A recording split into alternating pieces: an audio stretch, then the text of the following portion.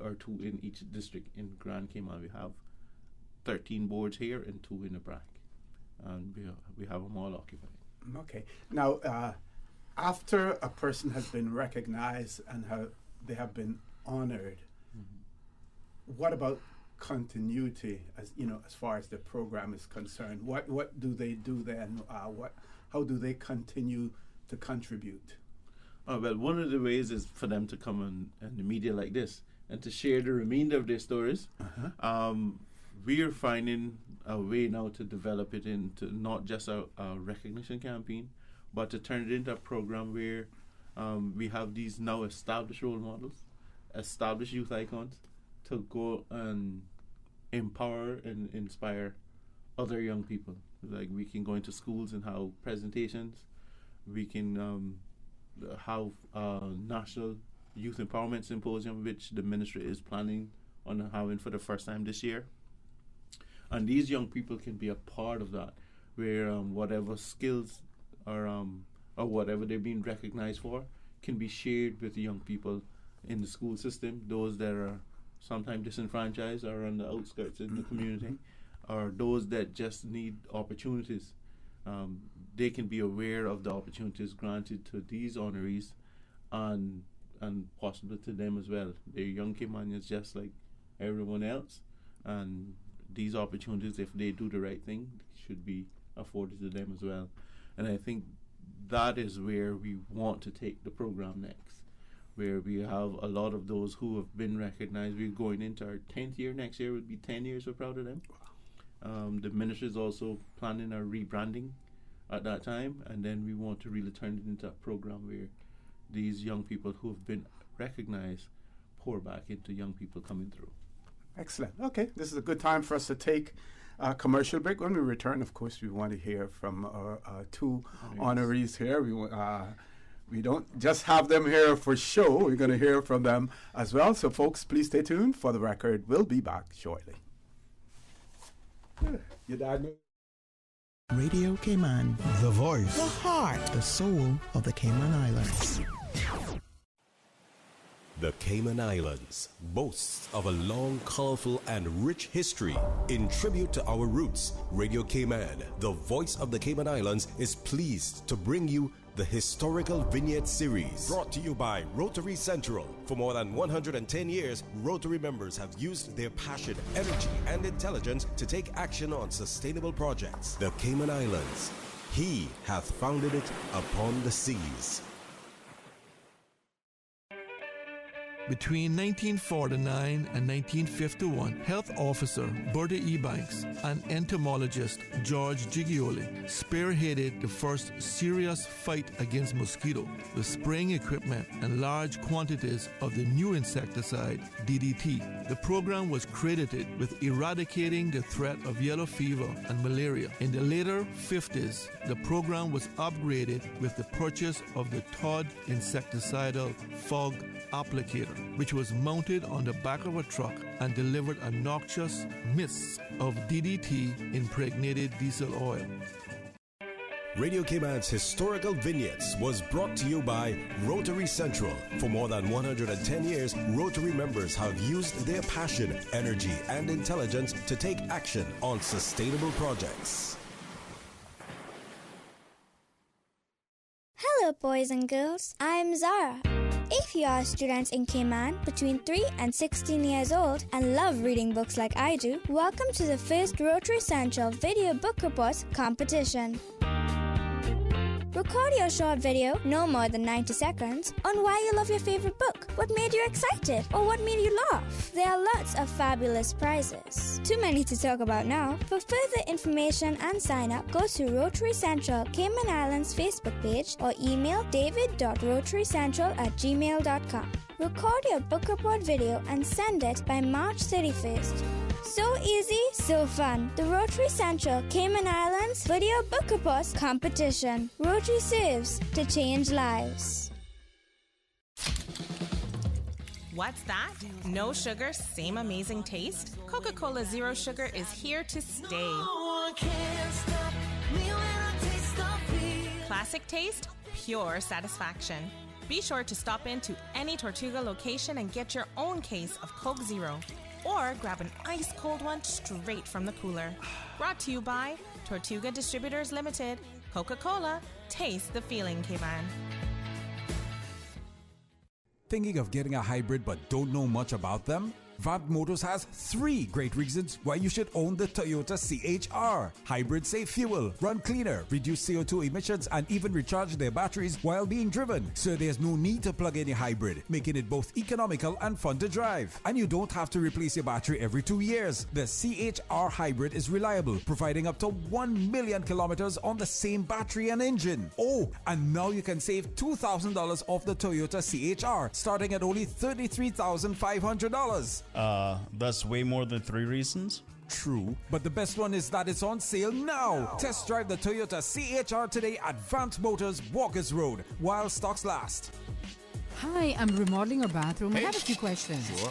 What are some ideas to make my bathroom feel larger? How do I know if I'm picking the right vanity? How do I choose a new toilet or a new countertop? Also, the lighting is terrible. Can I put a window or a skylight? And do I really need an exhaust fan?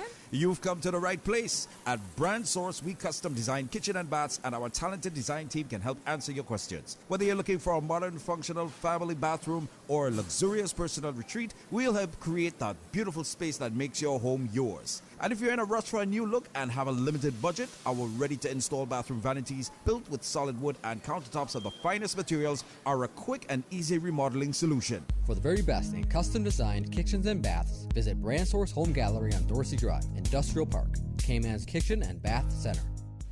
New to Cayman, the Cayman Documentary Festival. Real world problems, real world solutions. 5 documentaries, 5 discussion panels, March 16th to the 20th at the Camana Bay Cinema. Documentaries include domestic abuse, environmental protection, mental health awareness, technology and finance, and music and heritage. Tickets available at fanango.com for $25. Funds benefiting Plastic Free Cayman, Crisis Center Cayman, Alex Panton Foundation, NCVO, and Cayman Arts Festival. The Cayman Documentary Festival. Real world problems, real world solutions. March 16th to the 20th at the Camana Bay Cinema. System 1 loaded. 1-800-534-8255. What is on your mind when it comes to the government, independence, and the opposition? Issues that matter to you. 1-800-534-8255. Waiting to hear from you. For the Record. This is For the Record with Ort Connor. Good morning and welcome back to For the Record. It is my pleasure to have in the studio with me this morning Mr. James Miles, the head of the Youth Services Unit. He's the designated head of the Youth Services Unit. Also with us, 2 of the, proud of them, around 13 honorees, Miss Ashley Powell. Miss Ashley Powell. Your dad's going to kill me for getting that wrong. And Mr. Okizi Eliwanya. Eliwanya. Close enough. You Eliwanya. So we're going to hear from the 2 honorees themselves. I know Miss Ashley Powell, your dad, I'm sure he's extremely proud of you. I know he's extremely proud of you, as well. And we hope and we trust that he's listening this morning, and certainly welcome to call in and to give his kudos and as well. So tell us about yourself, your schooling, and you mentioned earlier where you're employed now with a company that has a very strong social conscience as far as the community, and they're continuously giving back as well. So I think you couldn't be working for a better company than the one that you're working for now. But tell us about yourself. So I studied business, actually, initially at UCCI. I started UCCI when I was 15 in 2013. Mm-hmm. And I completed an Associates of Business at UCCI. And then in 2016, I left to continue studying abroad. I attended the University of Texas at San Antonio, where I completed a Bachelor's of Business Administration in cybersecurity. And with a lot of pressure on myself, I was able to graduate with a 4.0 GPA from that program, which was actually rated one of the top programs in the U.S. At the time. Okay, Mr. Okezi, you're a little bit younger, but tell us about you. Okay, well, you're right. I'm 16. Yes. Well, I'm currently studying at UCCI, going into the sciences. I did a lot of CXC stuff, so I studied physics, chemistry, biology at John Gray High School. I've been in the Cadet Corps for 6 years as well. So if you just do the math, you'll see how much of my life was there. So planning for the future, I'm going into engineering. So I'm planning on going to aeronautical engineering. Okay. Hence why I'm doing the sciences now. Okay. And you have any idea in terms of where you want to study, and have you already identified where you want to go? I have a few ideas. So they're all in the U.S. So you have Georgia State of Technology, sort of Institute of Technology. You have Purdue University. I also applied for Pennsylvania State and Florida Tech. So it's those general ideas, and they're all aimed towards engineering. So that's basically my plan. Okay. And tell us about your interaction with your peers here, at school, in the Cadet Corps and everything. So with my peers in general, one, love them. Two, when it came to the ward, they were all really excited, supported. I'm so happy for you, that type of thing. And I'm really thankful for that. With the Cadet Corps, it was the same general thing. Everyone was, once you know that, he's so good at his job, he got a billboard. But I think they all look up to me, especially my juniors, and I'm happy to know that, considering I think I worked so hard for it. I went abroad, multiple places, Jamaica, Barbados, to represent the Corps, and for Barbados, the country. Did multiple parades. So after all of that, and my friends and my peers behind me supporting me for that, I'm very thankful for them. I'm happy they're there. Okay, so Jamo, we want to talk about the nomination process, and I noticed that some of the characteristics that you look for in terms of the nominees include significant achievement in one of the areas of academics, career, business, sports, culture, or community service that they have made. Person should also be responsible and hardworking. They should have a positive attitude with their peers as well. The peers should look up and can rely on them. They frequently participate in community events. They're resourceful and will take initiative, to do things as well. Responsible. Whenever they're taking their actions, they don't give up. They don't surrender too easily. They persist and persevere. And they also, this is extremely important, encourage others to get involved and to achieve. So they at the end of the day, become role models, whether they want to or not. They actually become role models. The thing is, they already are, and they some of them not sure how much people watching them, and how much people that are modeling their behaviors and not saying so. It is only when they get recognized at this level that others would say, "Yeah, I always wanted to be like you, and now that I hear your story, I could buckle down, or I could focus more on my academics now because I see the importance of it. How the doors open for you because you excelled in academics. How doors are open for you because you were involved in your community, and I see why even when you would be out of bed at 6 a.m. doing cleanups.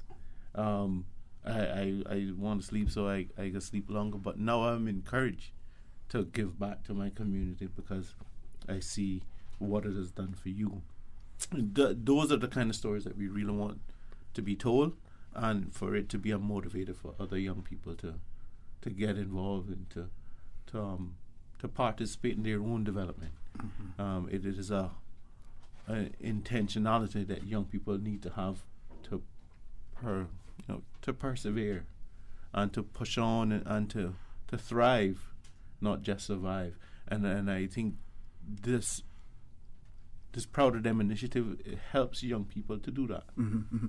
Helps to establish a sense of self-worth by letting young people know that their nation is proud of them, that their government is supportive of their pursuits, whether it's academic or community service or a career path, even if it's not a career in the civil service. The fact that you're climbing the corporate ladder, that you're making ways for others that coming behind you, that is what is important. It's kind of like our logo. Our logo has a symbol of people thriving. Right now, the guy in the front is these honorees. Yes. And those behind them are the ones that are watching them, being inspired by their every move and hoping to thrive one day at the forefront. And I think that is why our unit is so passionate about developing young people, because they are more impactful among their peer than I am. I several generations removed from being young. But this is one way of us encouraging those who are among the youth population to help us help more young people. And I thank them for it, because just doing this, their peers could be at home right now, they're out of school, doing nothing, but then their notification comes up on YouTube and they see Ocasio. And they say, oh yeah, that he doing, but right now, he going to camp right after this. Because that's what cadets do. Okay. They don't take a break during school breaks. That is when they learn more. During the school breaks, they learn into a whole different level, and they contribute to the country at a whole different level compared to the average young person. And that's why being recognized for community service as a cadet is almost automatic. All cadets get their chance to lead. All cadets get their chance to grow, get their chance to learn.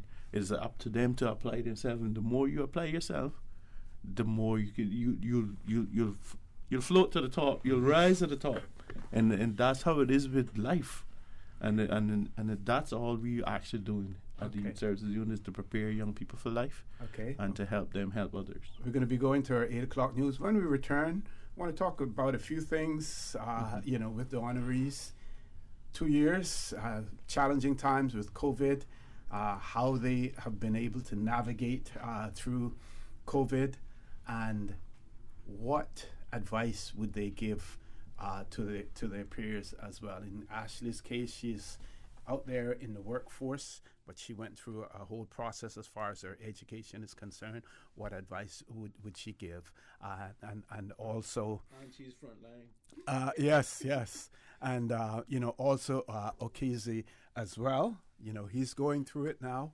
And what advice, even more for him, I believe, as far as COVID is concerned, it would have been 2 challenging years as well. And we want to hear more about that. So, folks, please stay tuned for The Record. We'll be back immediately after the 8 o'clock news. Ugh, these are delicious. What are they? They're Savor Smith's Potato Crisps. I got them at Foster's. And those burgers, are they plant-based? They are, sure. They're the Very Good Butcher's plant-based burgers. I'm finding all my new favorites in the Foster's Finds catalog, and they're super easy to spot. I just look out for the blue shelf signs as I shop. Foster's Finds are exclusively available at Foster's Camana Bay. Visit fosters.ky/finds to discover your new favorites. Foster's, better selection because we care.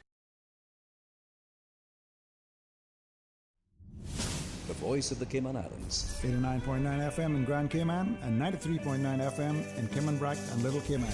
Silver wings shining in the sunlight. Radio Cayman. For today's biggest news.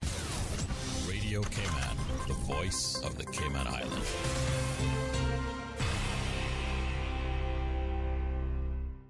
With your latest news, I'm Karsley Fuller. Caymanians, permanent residents, and residency and employment rights certificate holders are invited to a hospitality industry career fair tomorrow from 9:30 until 12:30 p.m. at the Cayman Islands Royal Ballroom at the Ritz. Managers from the Ritz-Carlton, the Kimpton, and the Hampton by Hilton will be available to speak about opportunities in areas of operations. These include food and beverage, culinary, housekeeping, front desk, concierge, pool, beach, accounting, and more. Attendees will be able to schedule interviews for specific positions that are of interest, as well as register for training opportunities in the future. No prior registration is required to attend the event. Attendees are asked to bring their resume, though. The Ministry of Education is accepting Early Childhood Assistance Program funding applications for the 2022-2023 academic program. The ECAP program is open to Caymanian children who turn 3 years old before September 1st and meet the means testing requirements specified on the application form. Through the program, eligible parents and guardians can receive assistance with payments of fees up to $500 per month to early childhood centers. To apply for ECAP funding, you can download the application form from gov.ky or collect an application form from the Government Administration Building, the Department of Education Services, or the Early Childhood Centers across Cayman. For more information, you can call 244-3155 or email ecap@gov.ky. In regional news, the Barbados-based Caribbean Climate Outlook Forum says for the next 3 months, a persistent weak La Niña pattern is expected to transition to near-neutral conditions during the upcoming season. It says this may drive increasing uncertainty in the seasonal rainfall forecast. La Niña refers to the periodic cooling of ocean surface temperatures in the central and east central equatorial Pacific. Typically, La Niña events occur every 3 to 5 years or so, but on occasion they can occur over successive years. In its latest edition of the Caribbean Climate Outlook newsletter, the agency said the uncertainty points to the MAM rainfall and wet day forecast towards climatology across most of the region. It says, quote, however, a small increase in wet spell frequency is expected for the eastern Caribbean, which could lead to marginal flash floods and soil erosion for Belize and other islands through March. It said that short-term drought up to the end of this month is evolving in the United States Virgin Islands and St. Martin and may develop or continue in Barbados, Dominica, the Dominican Republic, Guadeloupe, Martinique, Southwest Puerto Rico, St. Lucia, and St. Vincent. Now with the check of international news, here's the BBC, which will take us out of the newscast. I'm Karsley Fuller from Radio Cayman's newsroom. BBC News with Gareth Barlow. Russian forces have seized the Zaporizhzhia nuclear power station in Ukraine after a fire broke out during shelling of the complex. The International Atomic Energy Agency says a projectile hit a building at the plant, but there was no damage to the reactor. The IAEA's Director General confirmed there were no increased levels of radiation. An official in the besieged port of Mariupol has accused Russia of trying to get it to surrender by creating a humanitarian crisis. He said it was being shelled continuously. The city is experiencing a third day without water, electricity or proper sanitation. Fighting has also spread to the outskirts of another southern port city, Mykolaiv, which lies between Kherson and Odessa. Elsewhere, shelling is continuing in Ukraine's second city, Kharkiv, in the northeast, and Chernihiv in the north, where the authorities say nearly 50 civilians were killed on Thursday. Western foreign ministers are meeting in Brussels to assess their response to the war. NATO, the G7 and the European Union will meet one after another. The US Secretary of State Antony Blinken said that in the first week of the crisis, the unity of the alliance had been on full display and it was now planning for its future.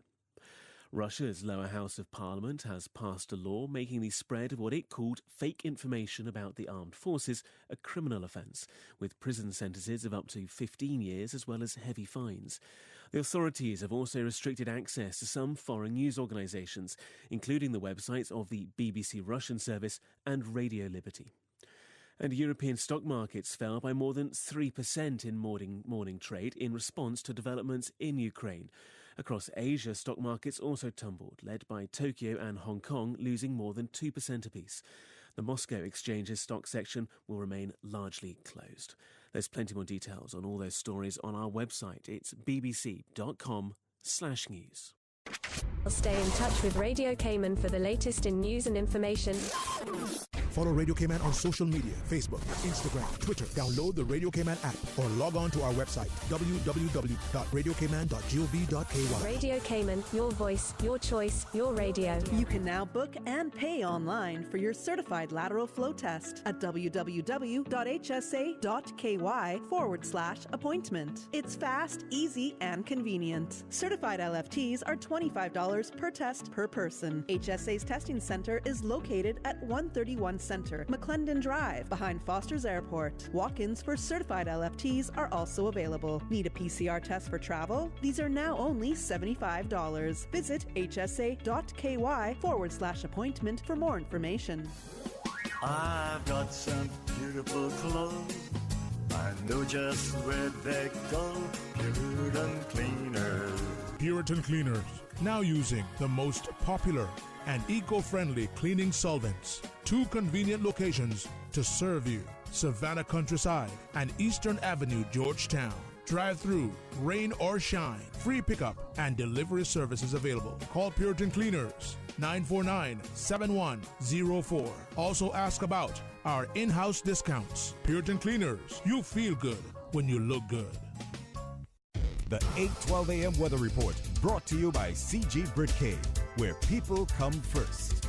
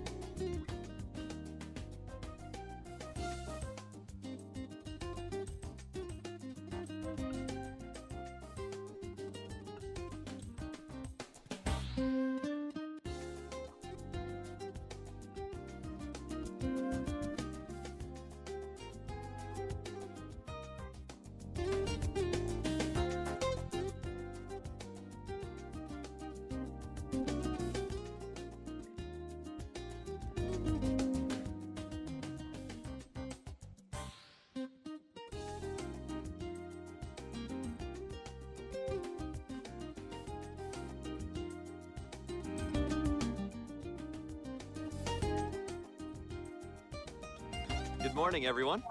Hello? Hello? Oh, sorry, I was on mute. Okay, I see we have just about everyone, and of course, Tom drops off, as per usual. Let's just wait a minute here. He always comes right back, and we're almost ready, and... oh, whoever's dog that is, please go on mute. Why won't it let me share my screen? Okay, looks like we're ready to start. We're like a video conference with no technical issues. CG Britcay. Good like that.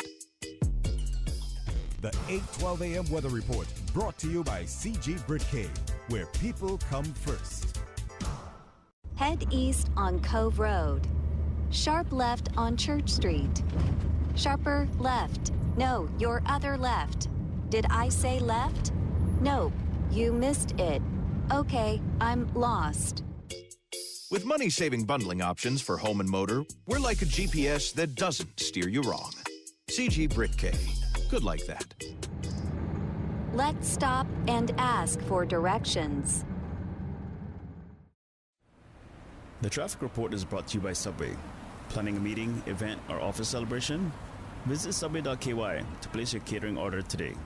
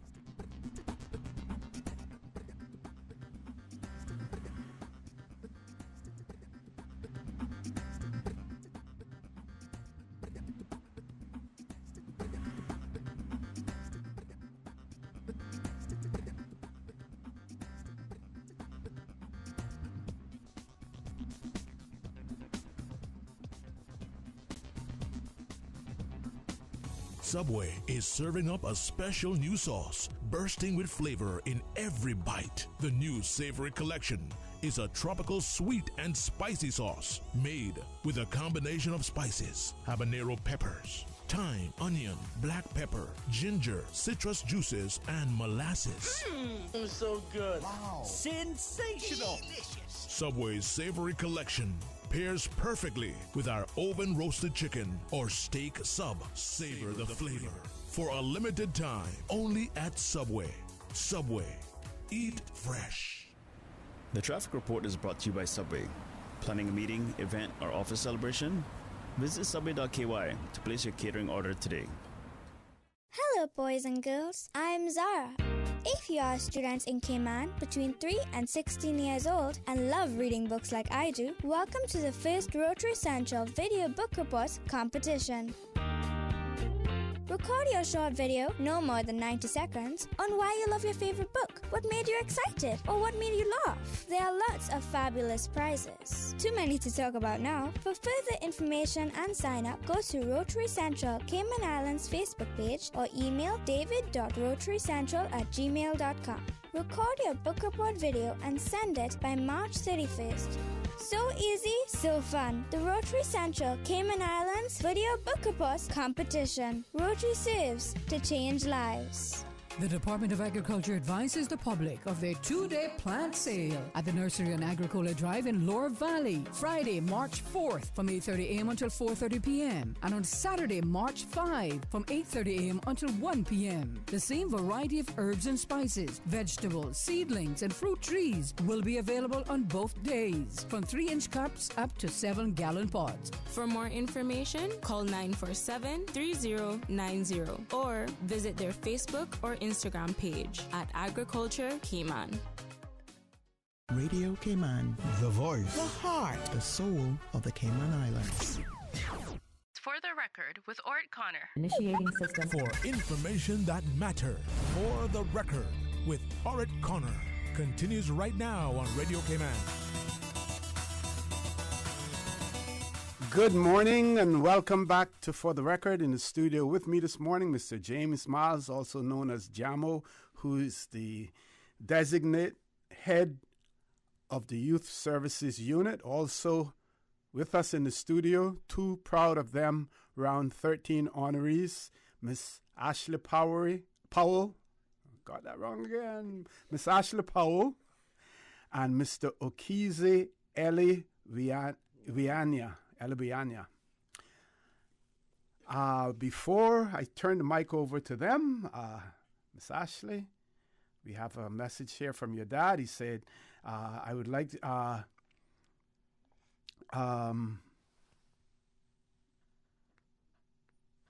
gosh, let me find it. Says, good morning, OC. I sure am listening to my beautiful and talented daughter Ashley on your program this morning. It brings tears of joy to my eyes when I look back at her success story.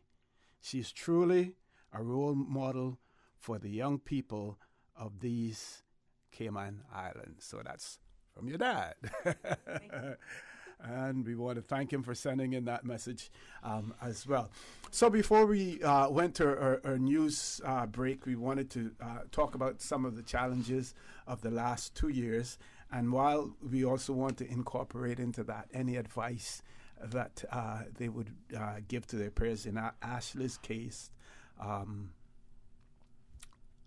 that she is in the working world, so she's basically going through all of the steps, getting her education and everything, what advice she would give. And Okize, tell us some about the challenge, about some of the challenges in the last 2 years with COVID-19. There were times when our movements were restricted. How did you and your peers manage to navigate through all of that? Right. Well, you're right. It was harder than, say, 2019 was. I miss that year. But with quarantine, obviously everyone was staying home, starting, I think, February or March. So now everyone has a sudden switch to online school. Nobody's used to that. The students weren't used to it. The teachers weren't used to it. So it was originally really difficult for almost everybody. But after a while, once you realize that you essentially, it's the same formula for physical school, but what you're doing is you just have to have that extra focus in mind, because since you're at home, you have everything that you'd usually have access to that you wouldn't have access to at school. So you have access to your television, you have access to your phone at all times. You're on your computer usually, and you can go any place you want, even while class is on. So you just have to have that extra discipline to say, I need to be here at this time. I need to do this at this time and this and that time. Because organization is really, really important when you're working from home, no matter with school or with work. So with the past 2 years in mind, yeah, it was hard for me to get that down at first, especially with the harder subjects like physics. With just some discussions with my friends and my very helpful teachers, after a while, we got the formula down and we got to work properly busy. So it got easier over time, and I'm thankful for that. Great. Okay. Ashley, over to you. When the lockdowns first began, I was actually working at the Monetary Authority, and that was difficult because, I mean, no one expected COVID to come in as fast and furious as it came in, and so we had to transition almost 300 staff immediately to work from home. And so we had to push out laptops for all staff, create the infrastructure, everything within about 1 week. We had to do all of that. And so it was difficult, and similar to what Okizi said, it does take a lot of self-discipline, or even in cases of parents, that is very difficult as well, because they have to help their kids with online school, but also teach themselves online work and Zoom calls, navigating Zoom calls, and making sure you have enough bandwidth to even have those Zoom calls. It was quite difficult, and then being on the back end on the IT side, we had to help everyone with all their IT problems, but you're trying to help people with their problems at home, and you can't really help them because it's at home and you can't move. So it was quite difficult. But I think one thing that helped me was I actually completed 2 technical certifications during in 2020. So other than work, when we had the 24-hour lockdowns and you just couldn't do anything, it was like you couldn't even step out in your own yard, right? So I think just having something to focus on really helped me a lot. Okay. I know that there are a few other things that you want to talk about while you have the mic as well, but we do have a caller, so we're going to take the call, and then we're going to come back to you, Ashley. Okay. Caller, good morning. Welcome to For the Record. Good morning, caller. Welcome to For the Record. Okay. No one there. So there's some other things that you want to share with our audience, so go right ahead, Ashley. I would just like to speak about an upcoming event called Security B-Sides Cayman Islands. It's a global cybersecurity conference being hosted in Cayman for the first time. It's a nonprofit event focused on just promoting the cyber community within Cayman, trying to get more young people involved, trying to get the community built up, the information sharing. And so I will actually be presenting alongside some of the top cyber professionals, both local and international. We have quite a few international speakers flying in, and they're all flying in on their own premise, coming to just build up the community, the cyber community within Cayman. Wow. It's going to be in May, held at the Kimpton Seafire, and so we wanted to just encourage everyone to get involved and come out if you can. We'd also like to say that for students or anyone just trying to enter the field of cyber, we're even giving away free tickets. So to learn more about that, you can email tickets@bsides.ky. That's just the letter B, so tickets@bsides.ky. And to learn more, you can also visit bsides.ky, the website, or follow the LinkedIn or Twitter page. Okay, I believe we've hooked up with our caller again. But when we finish with the caller, we want to go back to IT, and we see so many young kids now. We know that they're quite versatile. They're also quite knowledgeable when it comes to technology, and how many are actually focusing on going into that area as opposed to using technology for other purposes as well. Let's grab the caller. Caller, good morning. Welcome to For the Record. Good morning, sir. Thank you very much for hosting this program this morning. Very special. Good morning, sir. Thank you. Indeed very, very proud of these young people. And I cannot tell you the degree of pride we have in them. We also are very happy that, thank you very much, Ashley, for your significant words, and we look forward for the best is yet to come. And Mr. Okizi, we're looking forward to you taking your rightful places in our community, because community needs you. And with what is going on in the world today, your skills, your talents are exceptionally important, and your accents are. I'd also like to thank Mr. Miles for being part of and Mr. Francis for being part of the bringing together of this program. It was really, really needed, and it came at a time when our young people were taking a hit. I'd like to commend them. Their invaluable service to these young people cannot be placed in any table of values. I'm looking forward to hearing the rest of your program, and looking forward to seeing the rest of your contribution to our community from herein. Thank you very much for your example. Thanks. Thank you. Thank you. Okay, thank you. Thank you very much, caller, for that. So, Ms. Powell, back to you, as far as IT is concerned. Well, first, curious to know what made you decide to get to concentrate on information technology? So the real story, it's not really my interview story, but the real story is that, honestly, just one summer, my brother and I were home, and he had 2 Xbox gaming consoles, and one of them, or both of them, were broken. And he was just kind of getting annoying. So I just watched a YouTube video and made the 2 non-working consoles into one working console. And then that started my interest in hardware. And then from there, I got into programming, and then further into, specifically into cybersecurity. Because the cyber world is actually, it's so vast. Like there's tons of, even though it's its own specialization, there's even more specializations. You could go into data privacy, you could go into risk advisory. There's so many aspects. So that's one of the things. The dynamic of it is one of the things that I like the most. Okay, and what does the future look like in Cayman for that? It would appear to me that probably most firms here in the Cayman Islands now rely on outsourcing.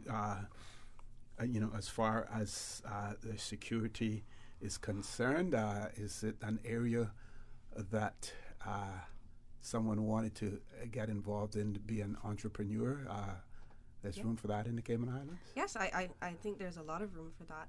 I think, hopefully I don't sound too controversial, but I think one of the good things to come out of COVID was that a lot of people became more cyber aware, because everyone transitioned, as Okizi said, everyone transitioned to this online presence, right? Everyone was working from home or doing school from home, and then everyone started to understand more that you should protect yourself online and you should be cyber safe and what that entails. And then also with the e-government initiative coming out, I think that's a really good step, and that's something that will need to be focused on. And even with CIMA's rule and statement of guidance for licensees now on cybersecurity, there's now requirements for these licensees to have a certain level of security implementations within their business to conduct business here. And data protection legislation would warrant more of it to take place as well. Okay. So, Jamo, yes, sir. Some persons want to know about the nomination process. When is it again? How can persons be nominated, or how can nominations be put forward? Tell us about that. Okay. Well, the nominations are done online.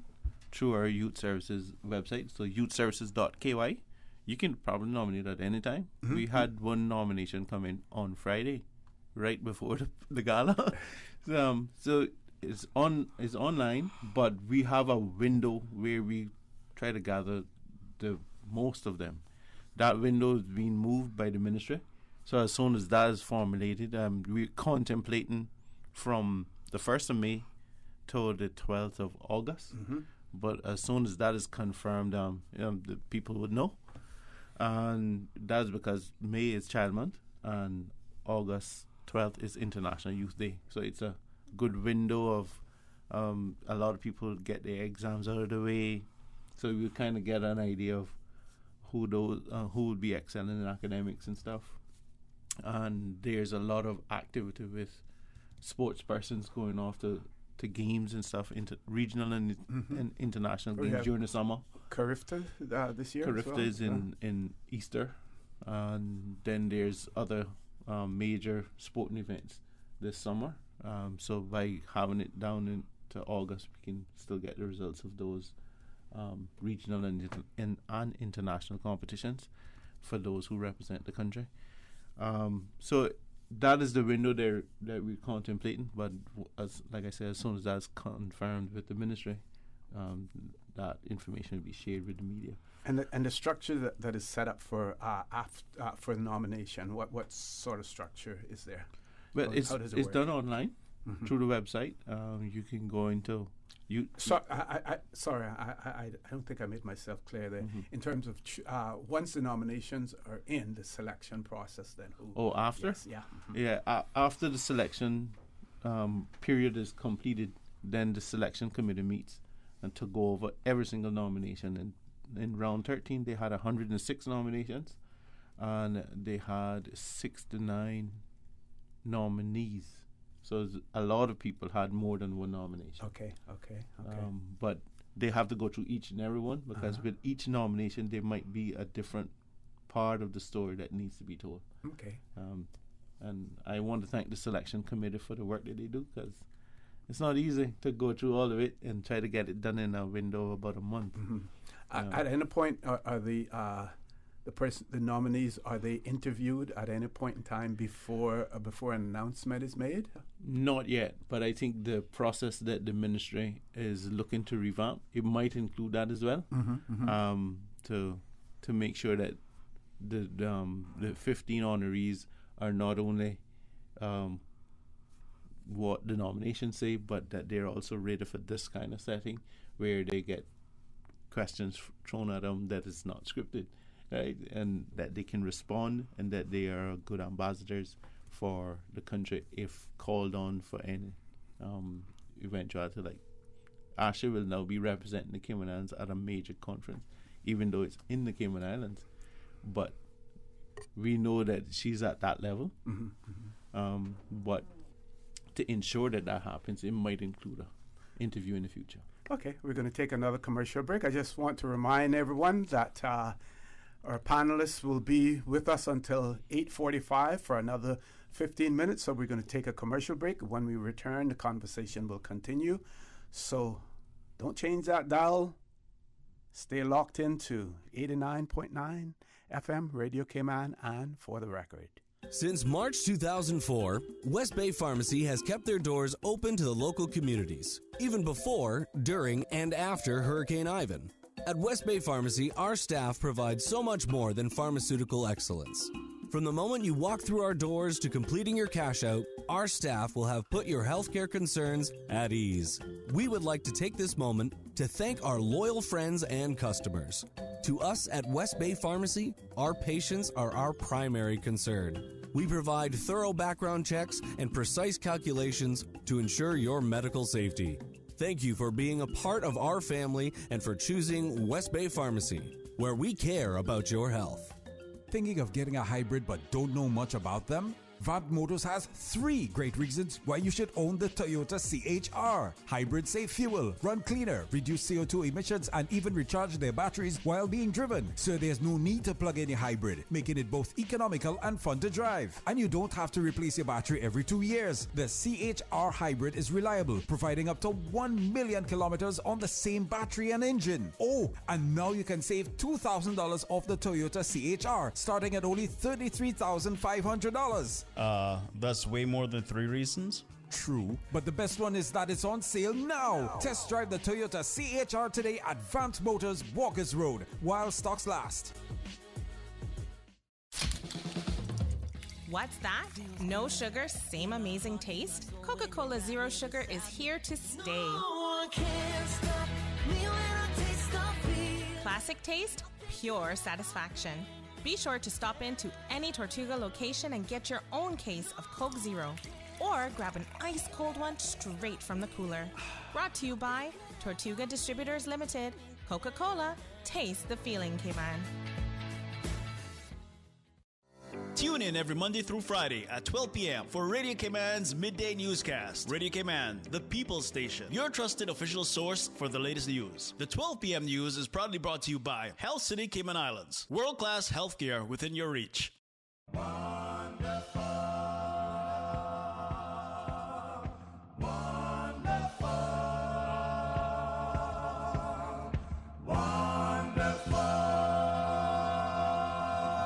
Your Yesteryear Musical, Saturday evenings at 8 o'clock on Breeze Radio.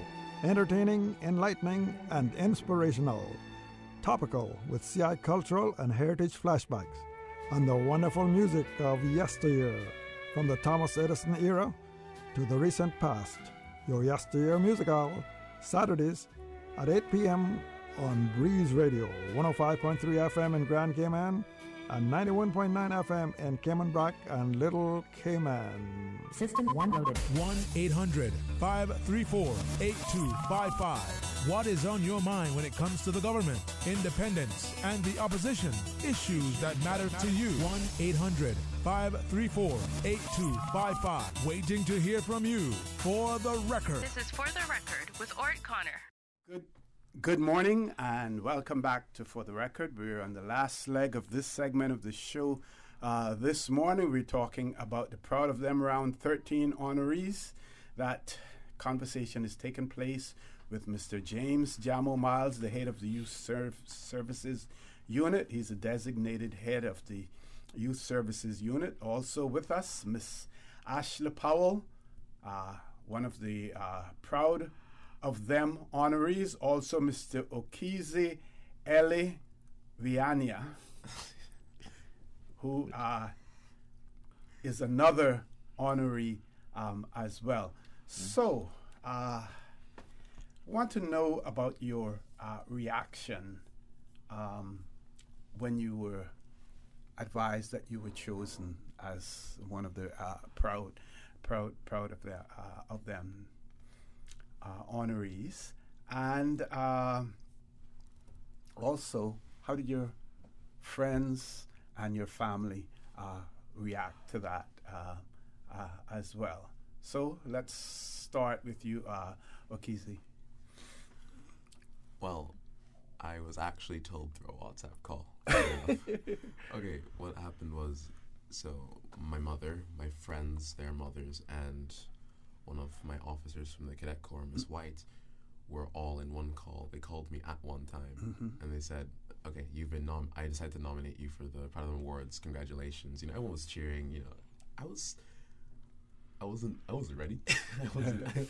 I was really surprised. I was blown out of my mind. I was like, if you looked at me, it was the face of somebody who honestly didn't know what was going on. Like, I knew, oh, wait. They were all happy for me, and I was also really joyous about it. As for my friends, you know, they're all supporters as well, because, you know, they all tell me, you know, yeah, you deserve this. I'm very happy for you. Congratulations. Which, yeah, I'm thankful for them. And as for some people, you know, they see the billboard, they're like, you I recognize you're on the billboard. Bro, I know you. You're the dude on the billboard. Bro, oh, can I get, like, do you have, like, a pen or something? Can I, or it's like having your name up on the lights in Broadway. Right. It just, all of a sudden, they want to know who you are. It's just like, oh, who are, you know, even people that you don't usually see, like, they see you occasionally, like, say, in class, or when you're walking home, and they'll say, oh yeah, you got nominated, congratulations. You know, that extra bit makes me feel really proud of myself a little bit. Makes me feel like the hard work was worth it. Okay. Well, Ashley, we know how your dad feels about you. We've already shared. Tell us more about your reaction and the reaction of friends and family. I think when I got the call, it was equally exciting and humbling. It's very exciting to have your hard work recognized, as he said, to really get that recognition nationally. It makes you a lot of pride, and feeling very proud of myself, and and very thankful for everyone that has helped me and encouraged me along the way and throughout my school and building up into my career. Yeah, I think just also with my peers, having the bill, I didn't actually tell anyone when I was selected, so only the past week I've been getting a lot of congratulations, a lot of "oh, so proud of you," and that's really heartwarming. Like, people that I haven't spoken to in years, like some people that I went to school with, but I haven't seen them in years, or everyone has been reaching out to me and saying, "Oh, that's so great, so proud of you." And it's really heartwarming to be recognized by the community. Excellent. Now, Jamo, you mentioned the fact that the ministry is looking to sort of like rebrand the Proud of Them program. Yes, sir. We know that there are other, for instance, we have beauty pageants, and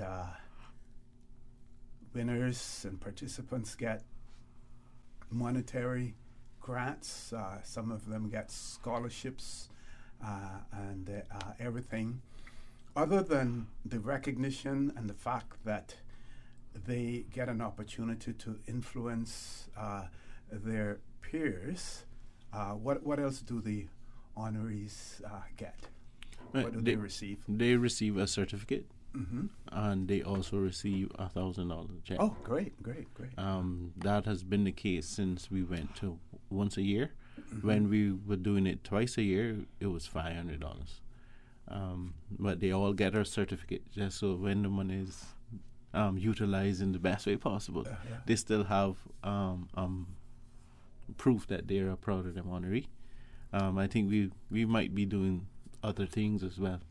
I'm thinking probably doing dog tags for honorees, because then now they become positive soldiers in the Army for Pro-Social Development. And so that's one of the ideas that I have that I would run by the ministry. We have quite a few cadets have been recognized, quite a few scouts that have been recognized, and Girl Guides, and those uniformed groups are they have an affinity with dog tags. So the dog tag would also be like their billboard. So it would be unique to them, and it can also stay what they were being honored for. Okay. Now, as far as the legacy of the honorees go, what do you have in place to ensure that everyone who has been honored is listed somewhere? Well, right now that's on our website at youthservices.ky. We have from round 1 to round 13 on there. Excellent. What we also want to do is to do a Where's There Now kind of segment, and those videos of those stories from 10 years ago, we can kind of catch up with what they're doing now. And a lot of them are still doing very positive stuff and taking what they've been recognized for to a whole different level, and that story also need to be told. Okay, because I was thinking, when you look at and of course this is at the professional level, when you look at professional sports and they have their Hall of Fame, and you get the opportunity to get everyone back together, and they renew friendships and bonds. but also what that helps to do is helps to inspire those who are coming along to want to achieve those levels that those Hall of Famers have achieved as well. Yeah, well, one of the things we also will be discussing is doing a wall of fame at schools, and that is a way of inspiring the majority of youth population, because in the Cayman Islands, it is mandatory that if you're school age, you need to be in school.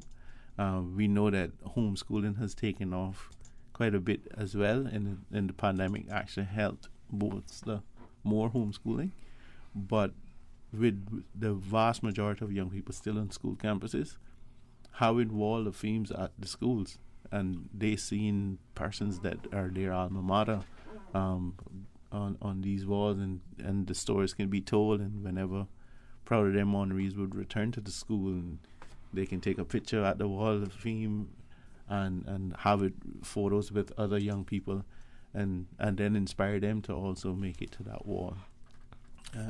So that is one of the things that we'll be examining as well for the program to keep to sustain it. Okay. We have about 2 minutes left. I want to give the two honorees an opportunity for some closing comments as well. So we're going to start with Okizwe.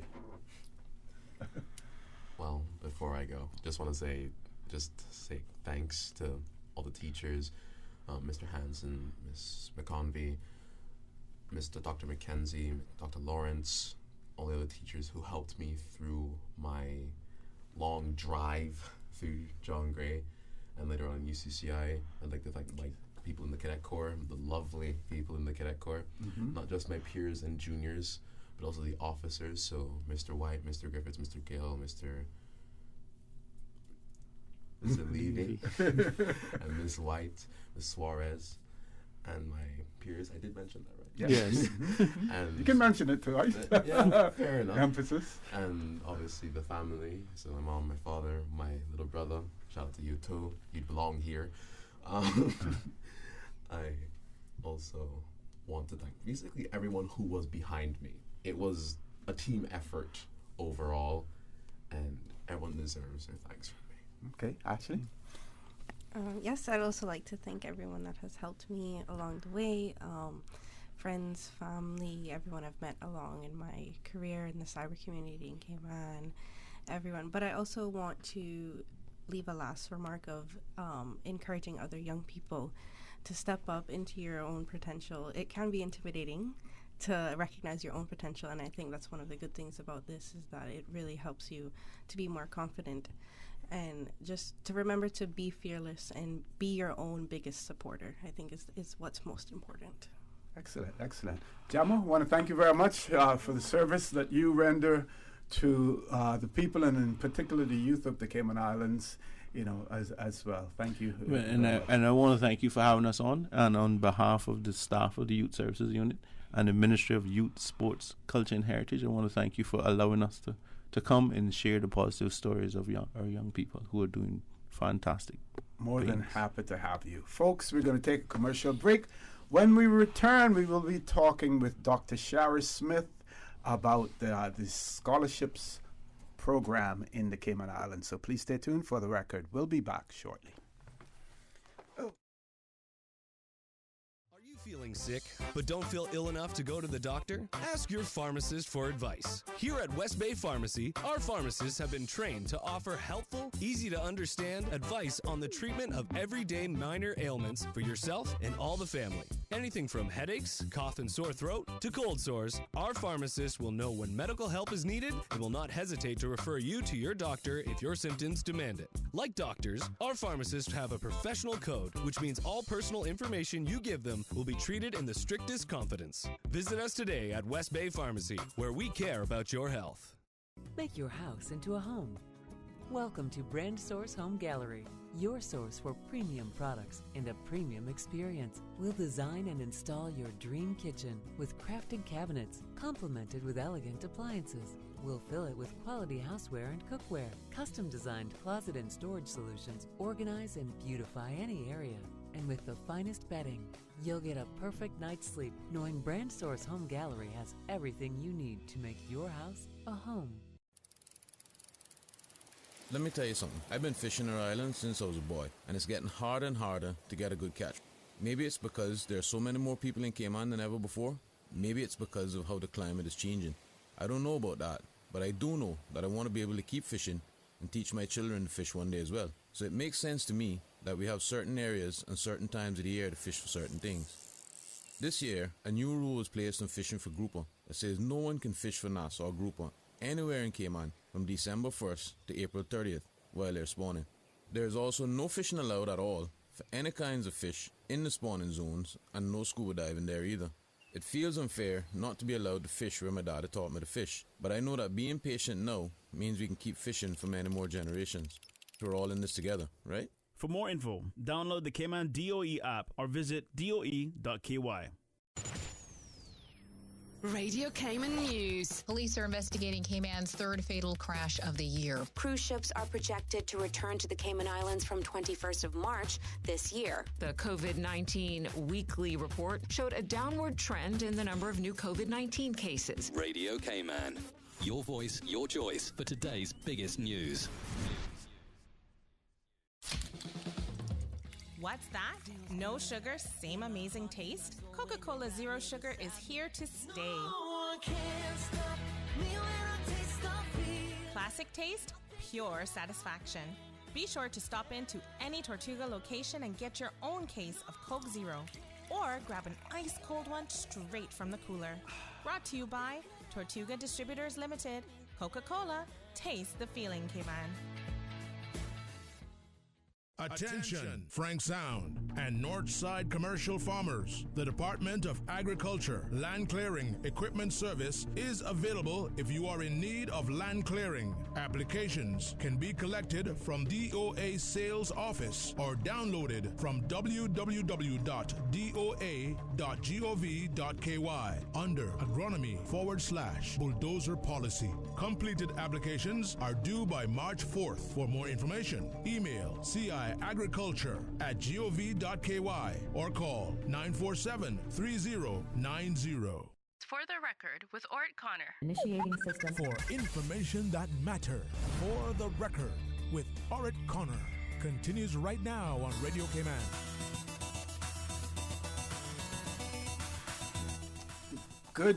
Good morning and welcome back to For the Record.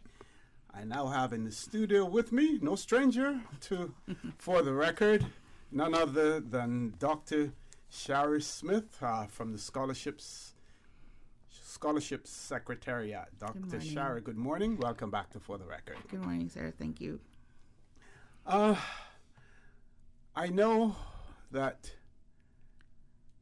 it must be sometimes frustrating.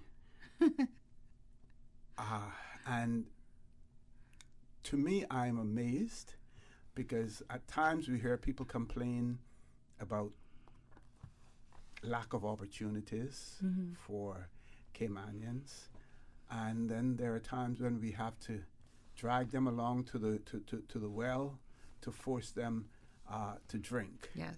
In this case, it almost appears that way sometimes when it comes to the scholarship program and getting people to either comply, to respond on time, or not only in a timely manner, but also to ensure completeness of their application. Yes. But I know you're not going to complain about that No, because I being a would civil never. servant that you are, but I can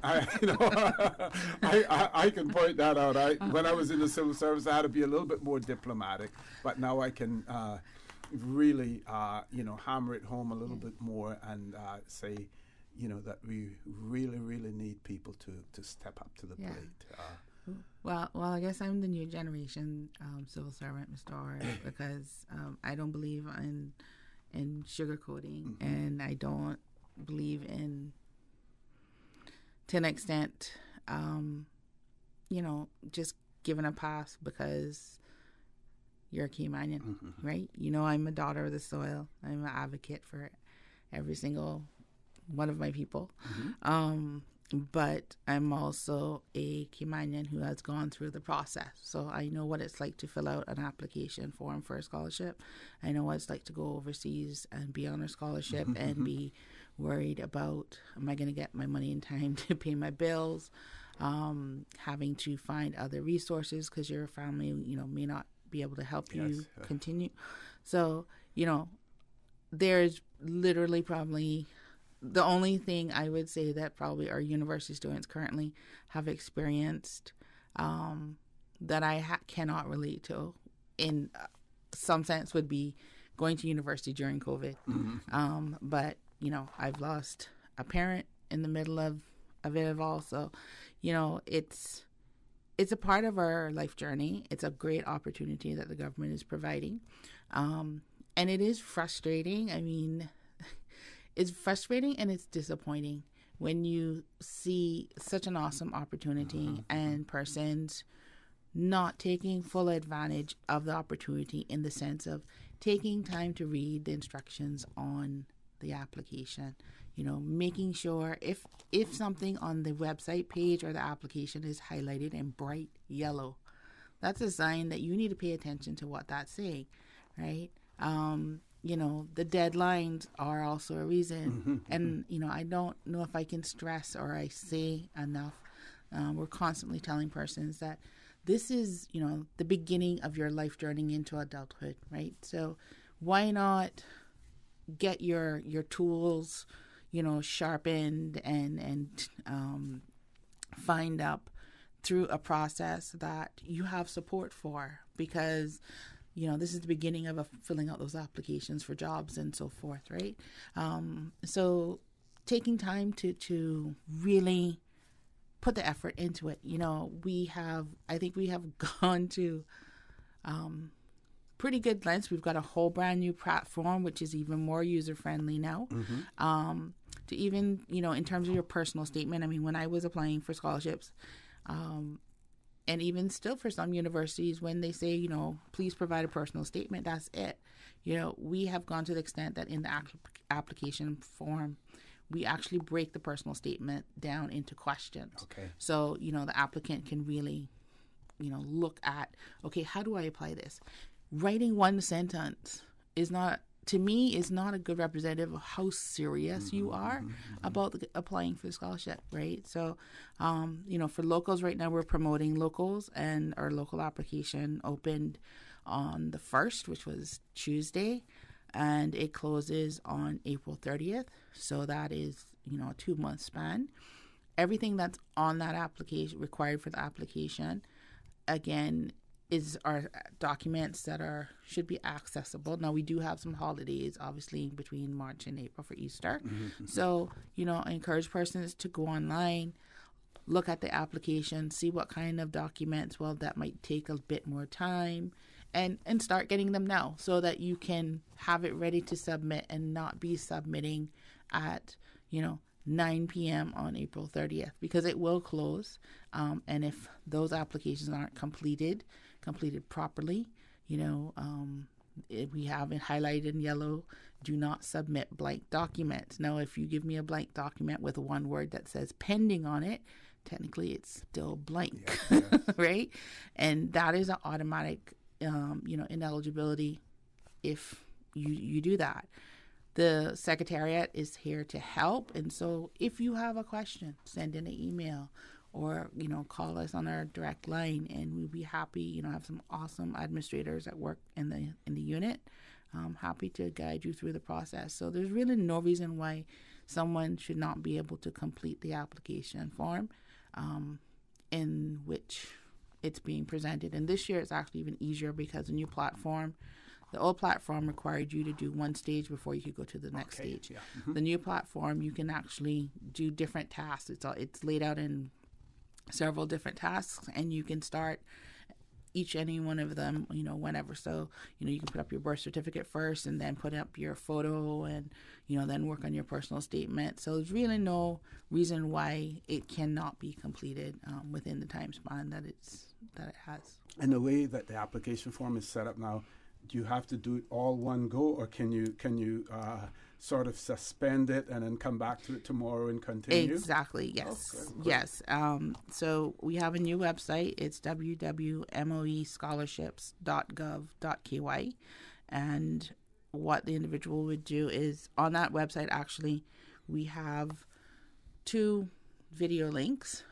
One that shows you how to apply for to log in. Mm-hmm. So we have actually partnered with eServices within eGov. Mm-hmm. And so when someone's going to apply, when they click that button, it's going to take them to the eServices website. You would create a single sign-on for that, for the account. And then once you've completed setting up your account, you've got your verification. So making sure that your email is something that you can access, because it will send the verification code to the email that you provide.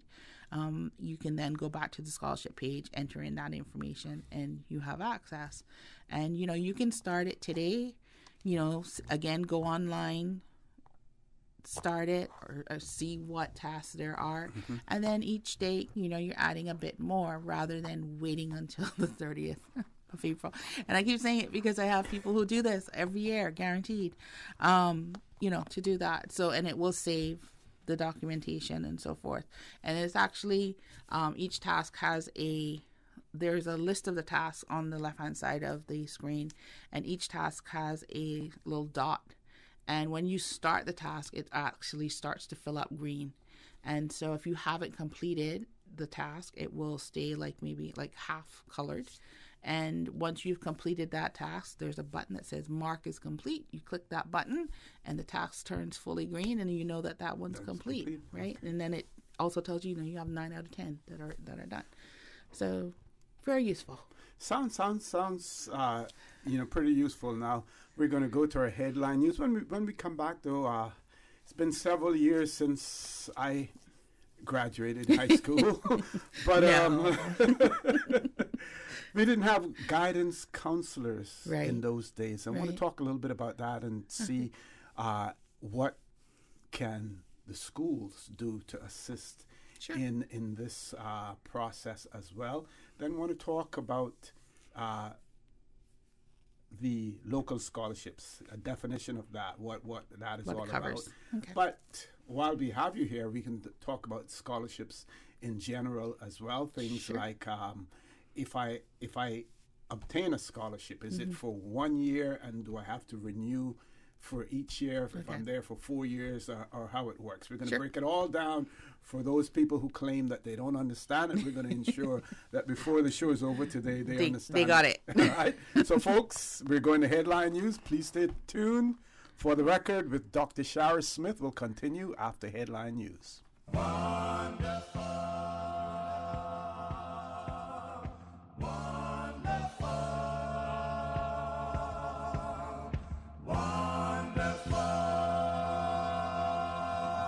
Your Yesteryear Musical, Saturday evenings at 8 o'clock on Breeze Radio.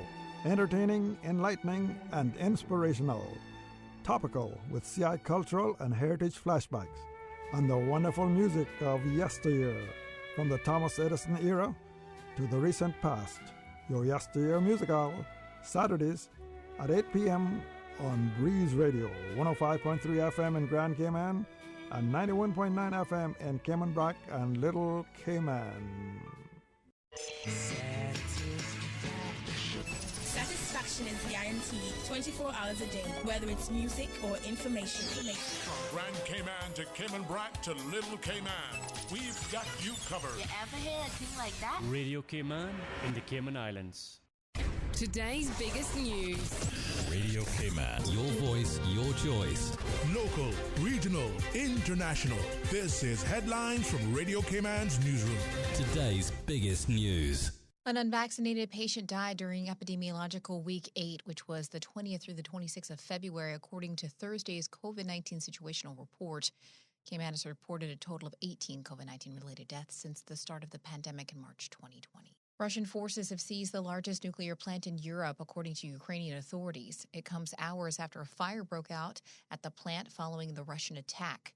The fire has since been extinguished, and officials say the site is safe. Western powers have condemned Russia for what they called a, quote, horrific and reckless act And Ukrainian President Zelensky says the attack could have caused, quote, 6 Chernobyls. Meanwhile, the strategic port city of Mariupol has been under constant attack, and at least 47 people were killed by a Russian airstrike in a northern city today. Russia has so far only seized one city, Kherson, in southern Ukraine. It invaded its neighbor on 3 fronts, the north, east, and south, and fighting continues throughout Ukraine. Those are your latest headlines. I'm Karsley Fuller. For the latest in news and information, follow Radio Cayman on social media, Facebook, Instagram, Twitter. Download the Radio Cayman app or log on to our website, radiocayman.gov.ky. What's that? No sugar, same amazing taste? Coca-Cola Zero Sugar is here to stay. Classic taste, pure satisfaction. Be sure to stop into any Tortuga location and get your own case of Coke Zero. Or grab an ice-cold one straight from the cooler. Brought to you by Tortuga Distributors Limited. Coca-Cola, taste the feeling, Cayman. Government's new recruitment portal offers job seekers a paperless online process that makes it easy to apply for more than one job anywhere, anytime. With this step forward in our online recruitment presence, you can keep track of outstanding applications and appointments and receive notifications about your applications. Visit the careers.gov.ky portal and use the new one-stop shop for civil service recruitments to further your career.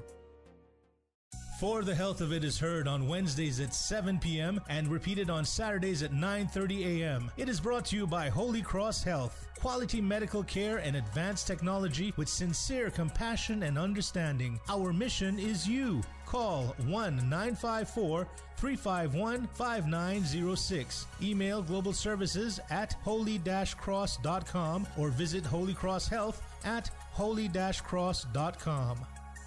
For the record, with Ort Connor. Initiating system. For information that matters. For the record, with Ort Connor. Continues right now on Radio Cayman. Good morning and welcome back to For the Record. In the studio with me, Dr. Shara Smith from the Scholarships Secretariat. We're talking about the local scholarships, but we're also going to take this opportunity to talk about scholarships in general during the course of the show as well. So before we went to the break, how can guidance counselors, how can school administrators help students in this process, especially those who they know are definitely headed off to university? Yeah. So I think for schools that have access to guidance counselors or even teachers that can assist students, first, obviously, most of the students are going to need transcripts. So obviously the schools being able to process that information as soon as possible for the student is helpful. But in terms of guidance, having a conversation and helping the student to really think maybe 4 years down the road, right? So with locals, when the institutions that they're going to be accessing are institutions that are here locally, right? And so we have UCCI, ICCI, UE Open Campus, Truman Bodden Law School, to name a few of the tertiary institutions. So if an individual is thinking about, for example, eventually they would like to go to the UK to study, sports rehabilitation. And they are coming out of a private school, which has an American system, then they may want to have a conversation with them to say, okay, does it make sense for you maybe to, even though you're going to graduate at year 12, if you can get into, okay, let me flip that because I just went into overseas. So if eventually they were looking at going at overseas, then students coming out of John Gray or Clifton Hunter or Lehman Scott, they have a dual enrollment program, which is that they have an option of either going to UCCI if they have the sufficient exam results. If they don't, then they can go to SciFec to do that last year. And then we have the post-secondary, which is the A-levels, CAPE, IB, and so forth. So if the student has obviously the exam results and the academic capability and the mental and emotional, capacity as well, because it's going to be A-level programs are very intense programs, and having the discussion with them as well, that they're understanding that it is a commitment of 2 years for it to be worth something, right? And so if you intend to go to the UK to study, then going the post-secondary route of going into an A-levels program, completing the A-levels program, and would give you those additional subjects to get into the UK program, right? So it works towards something. On the other side of that, students who might not necessarily be sure, may not want to go into the A-levels program, have the exams results to get into the UCCI dual enrollment program. Then it's about looking at, okay, again, where do I want to get at the end of this process in 3 or 4 years? And so they would actually begin the process of their associate's program. And again, we encourage students, because by the time they finish their last compulsory year, which is year 12, they have gone through almost a year and a half of their associates. So we encourage them to complete that, because when you complete that, you have a degree, right? So if something happens and you can't continue, you at least have the start of something, right? And then most universities will look at a completed degree and give you some kind of credit towards the remainder of that qualification, right? So it's about thinking smart and using the opportunities as smart and efficient as well. And so the guidance counselors being able to help the young person kind of map that out and think about what is it where do I really want to be? Where do I really want to go? What works well for me? We know that A-levels are very intense programs that are very independently driven based on what you do. So if you're someone who, works better with support and guidance in a group, may not necessarily be the kind of program for you, right? And parents as well, having that conversation with their child, because there is, unfortunately for whatever reason, there is some status stigma around going into A-levels. And we see, unfortunately, a lot of times children being pushed into A-level programs that really, that's not the direction they should have, could have went, and becoming very frustrated and disappointed because they've not performed the way that they, are expected to perform, right? And so now they're kind of in this quandary where they have to think about, okay, well, if I didn't pass my exams, what happens now? I go to UCCI. And essentially, that year is not going to even be counted at UCCI, so they have to start over, right? So really being honest on what is best for your child and what environment is going to facilitate them being the most successful is really an important conversation for guidance counselors, teachers, parents to have when they're looking at applying.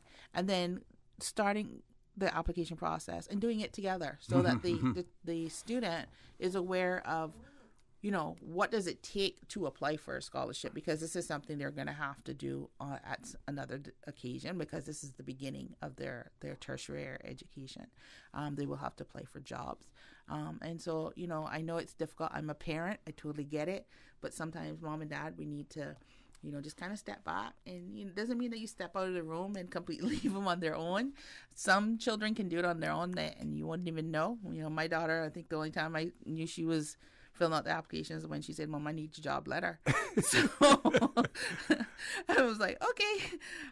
But you have some children who can do that and some that just need a little bit of guidance, but allow them to take the lead, because it gives them ownership in the process and what they are asking for, and that the government is really putting out to invest in them, right? So when you are doing those exams, you know, you hear that little voice in the back of your head, well, boy, I got to turn these grades in to Secretariat, and if they now above the, you know, if I now in the 3.0, then that means no money. That means I gotta go home and try and explain to Mama how come I didn't get my scholarship money, right? So, you know, but if they never know what it means to fill that information out, get that, understand how much they're going to be receiving, if they're not a part of that process, then, you know, the ownership and the connection is difficult. And so then that's where we start to see young people who, you know, some who may not necessarily take it as serious as they could if they were, you know, given that chance. Yeah. Okay. So you mentioned scholarship funds, you know, how much is received. So from the local standpoint, can you talk a little bit about that? Yeah. So from the local standpoint, UCCI is covered 100%, which includes tuition and books. And the other two institutions are covered 80%. Currently, I know that there was a statement made, I think, in the budget statement in regards to a particular ICCI. So I don't want the president calling me. So I'll clarify this now.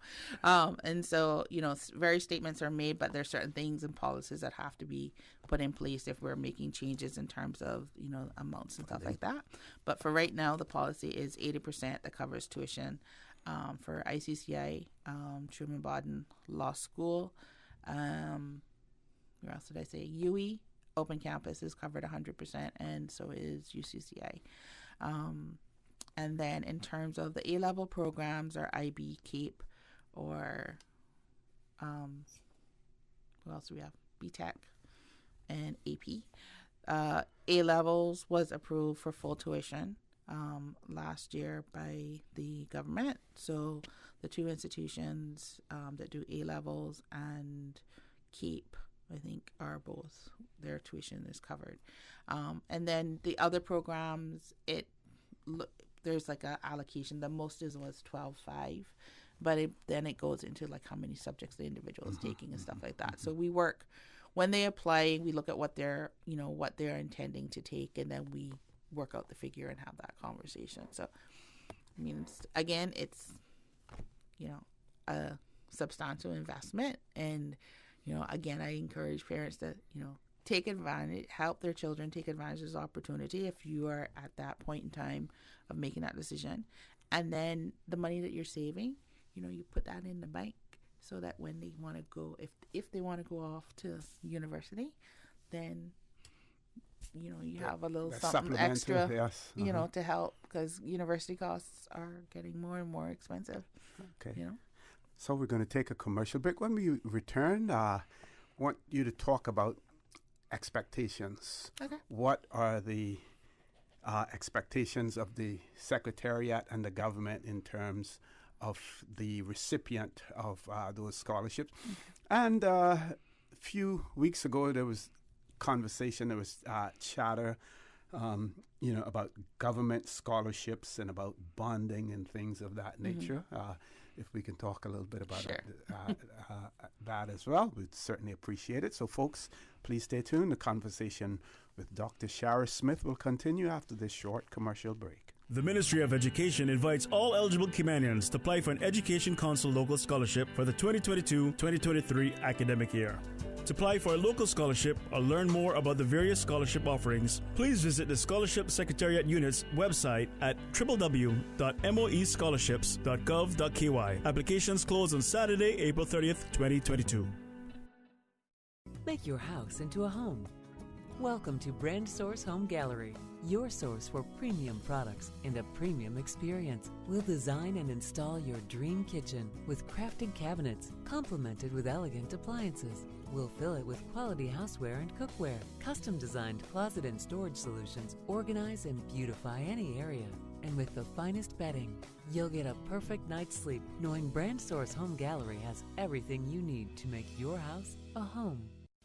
New to Cayman, the Cayman Documentary Festival. Real world problems, real world solutions. 5 documentaries, 5 discussion panels, March 16th to the 20th at the Camana Bay Cinema. Documentaries include domestic abuse, environmental protection, mental health awareness, technology and finance, and music and heritage. Tickets available at fanango.com for $25. Funds benefiting Plastic Free Cayman, Crisis Center Cayman, Alex Panton Foundation, NCVO, and Cayman Arts Festival. The Cayman Documentary Festival. Real world problems, real world solutions. March 16th to the 20th at the Camana Bay Cinema.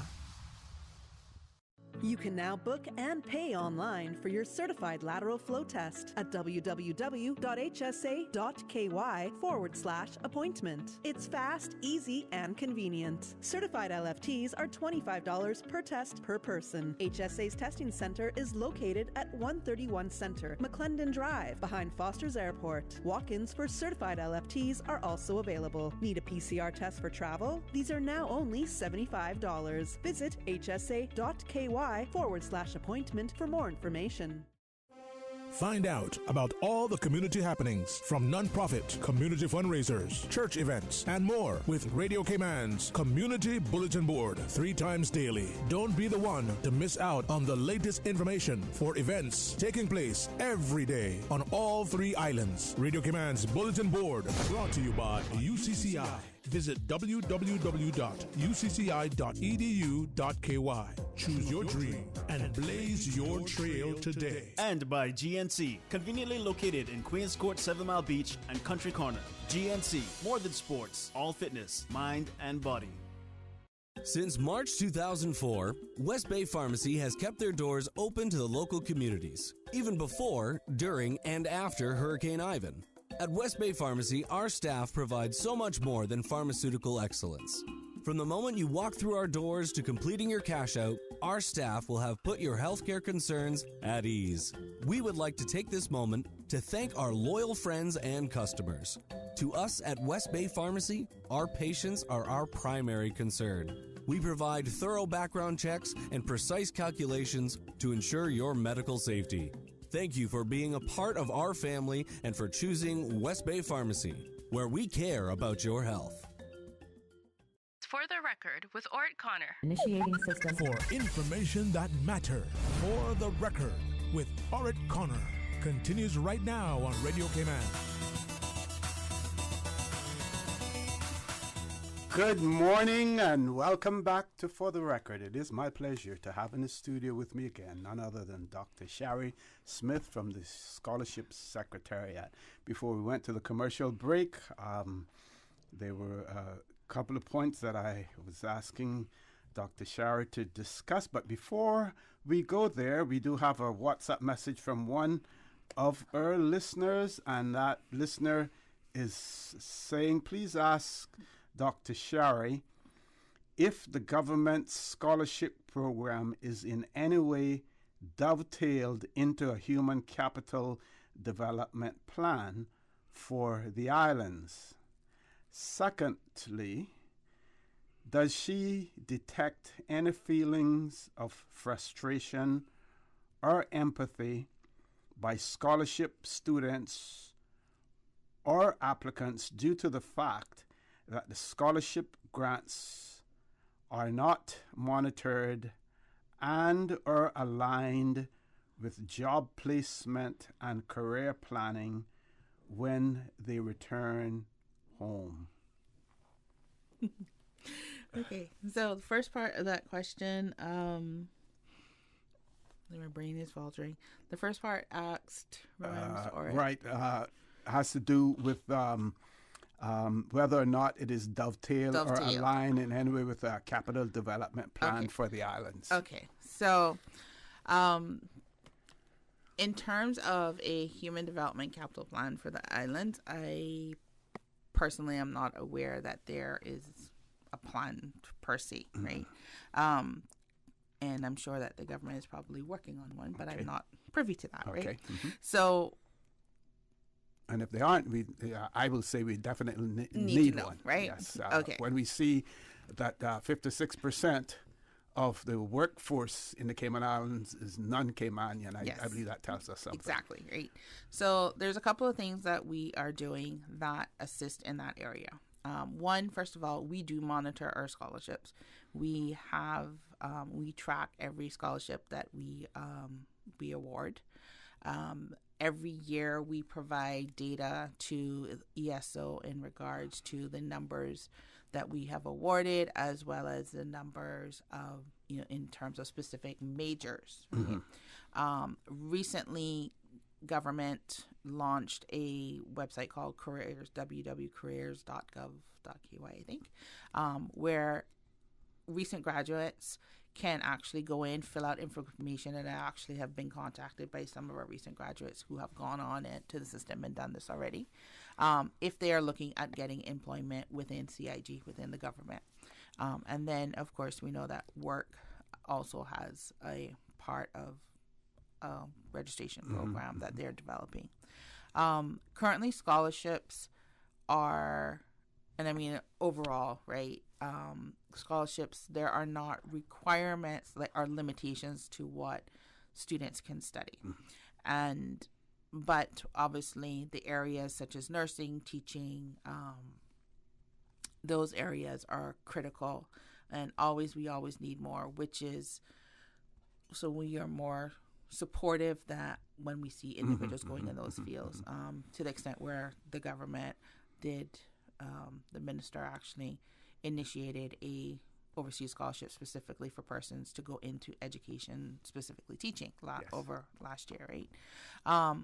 So locally, in terms of our local scholarships, one of the things that because it's an issue that has several parts, right?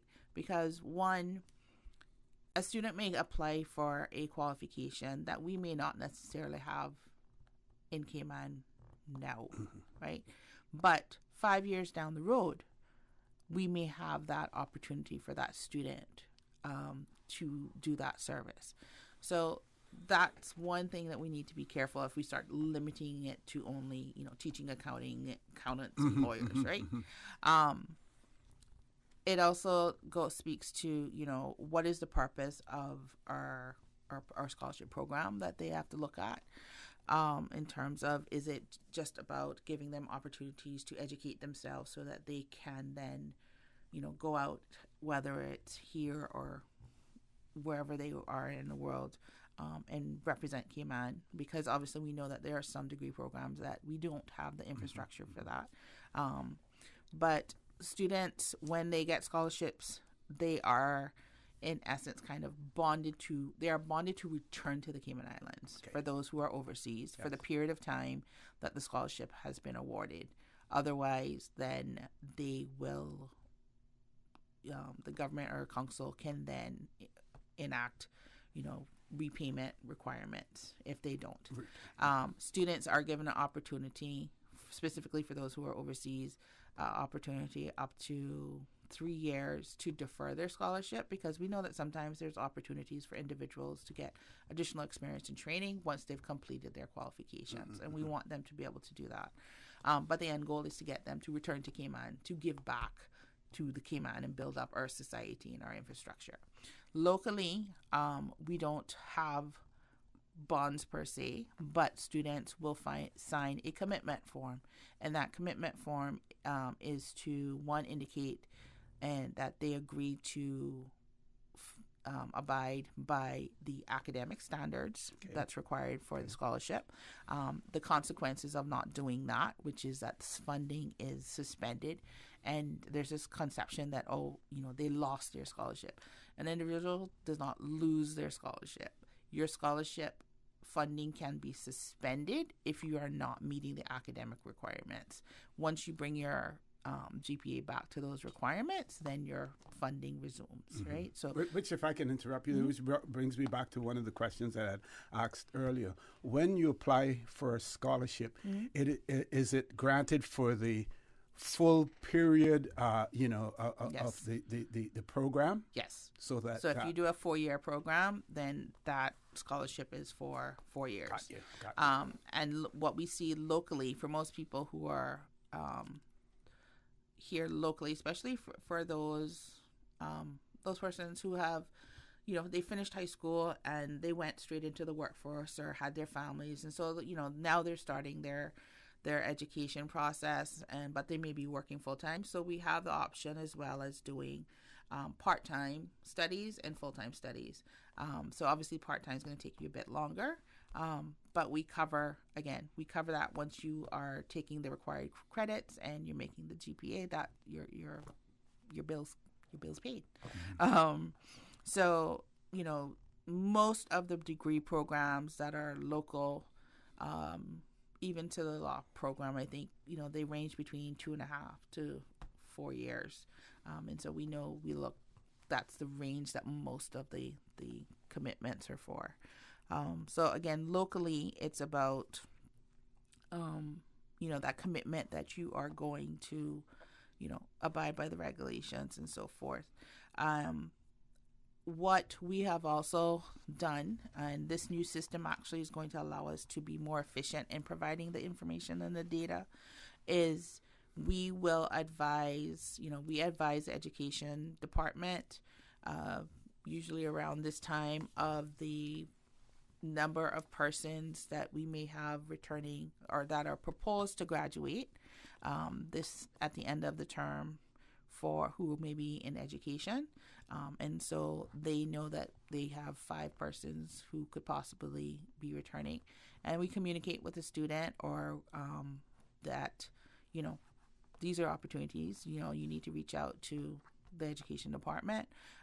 We also provide data information on terms of number of persons returning and what degree qualifications they're coming back with to the central government as well. So again, when they're looking at the work permit situation or, possible opportunities within government or even private sector, that they know those numbers are potentially to come back. Right? Now, when we look at fields like, say, accounting and maybe even law and maybe medical field as well, there are obvious opportunities once they graduate to stay in the jurisdictions that they're in and get experience and are able to come back to the islands with that experience and to be able to transition right into the job market immediately.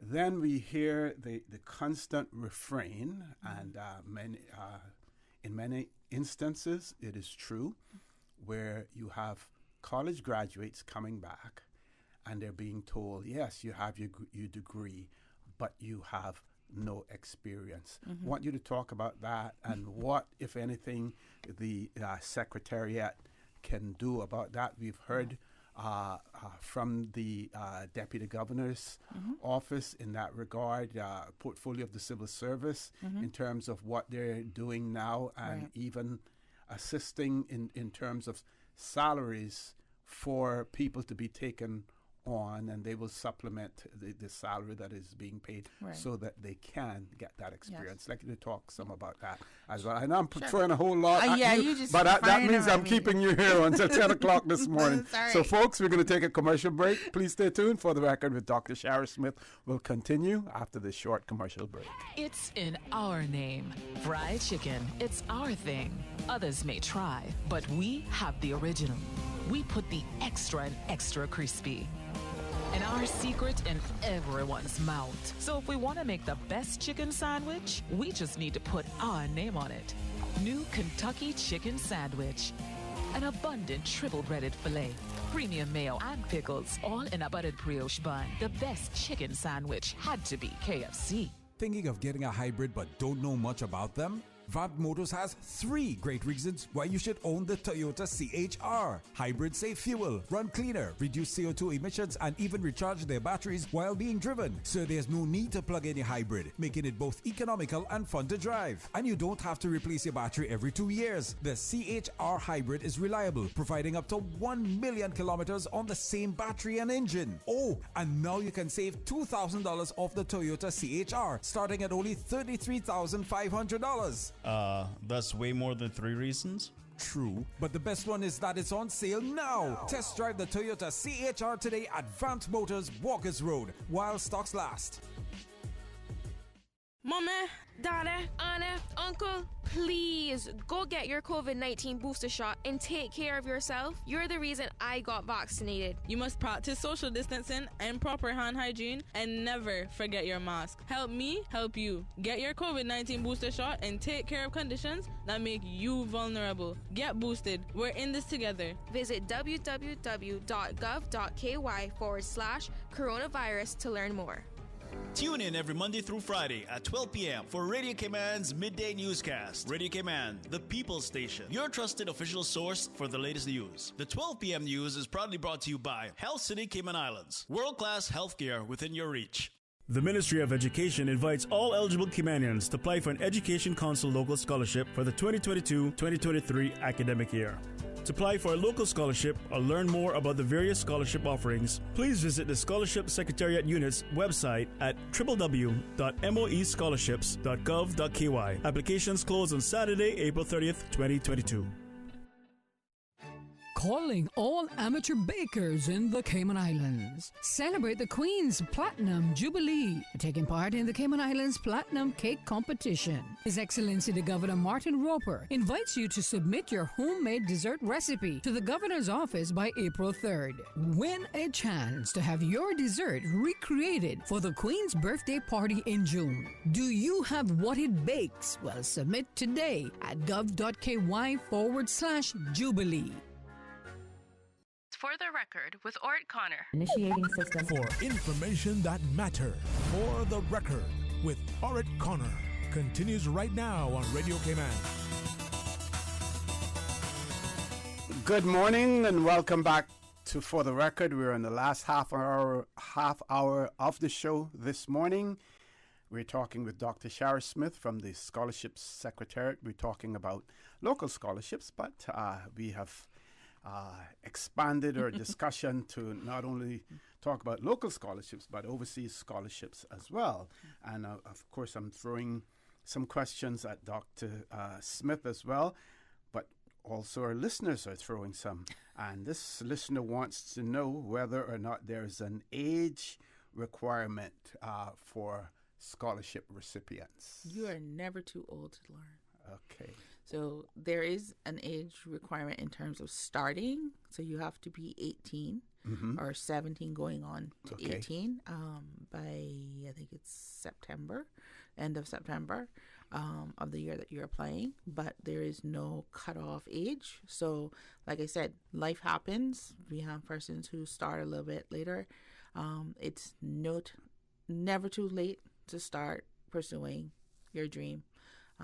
So please, if you are what I would call a wiser, mature individual, feel free to put in your application and, to pursue what is that you wish that you had started, before. But now is the opportunity. Children are out of the house and you may be retired or, working and you have time to study. So, okay. And a supplementary to that would be then, do I have to repay government if I awarded a scholarship? Again, the commitment that you're making, again, for locals, the commitment is that you will be working within the Cayman Islands. Now, there is the whole discussion, and you brought this up earlier in regards to persons being able to work in the field of their study, right? And definitely those who travel overseas and do very specialized qualifications have a bit more of a challenge when they return home in trying to find employment. But again, this is why in the process of applying for the scholarship for the overseas, we have in the interview process that conversation with the individual where do you see your degree qualifications fitting and aligning with the Cayman Islands, right? Because you have to come up with an answer for that. And if you can't come up, then we have to take that into consideration. Yes.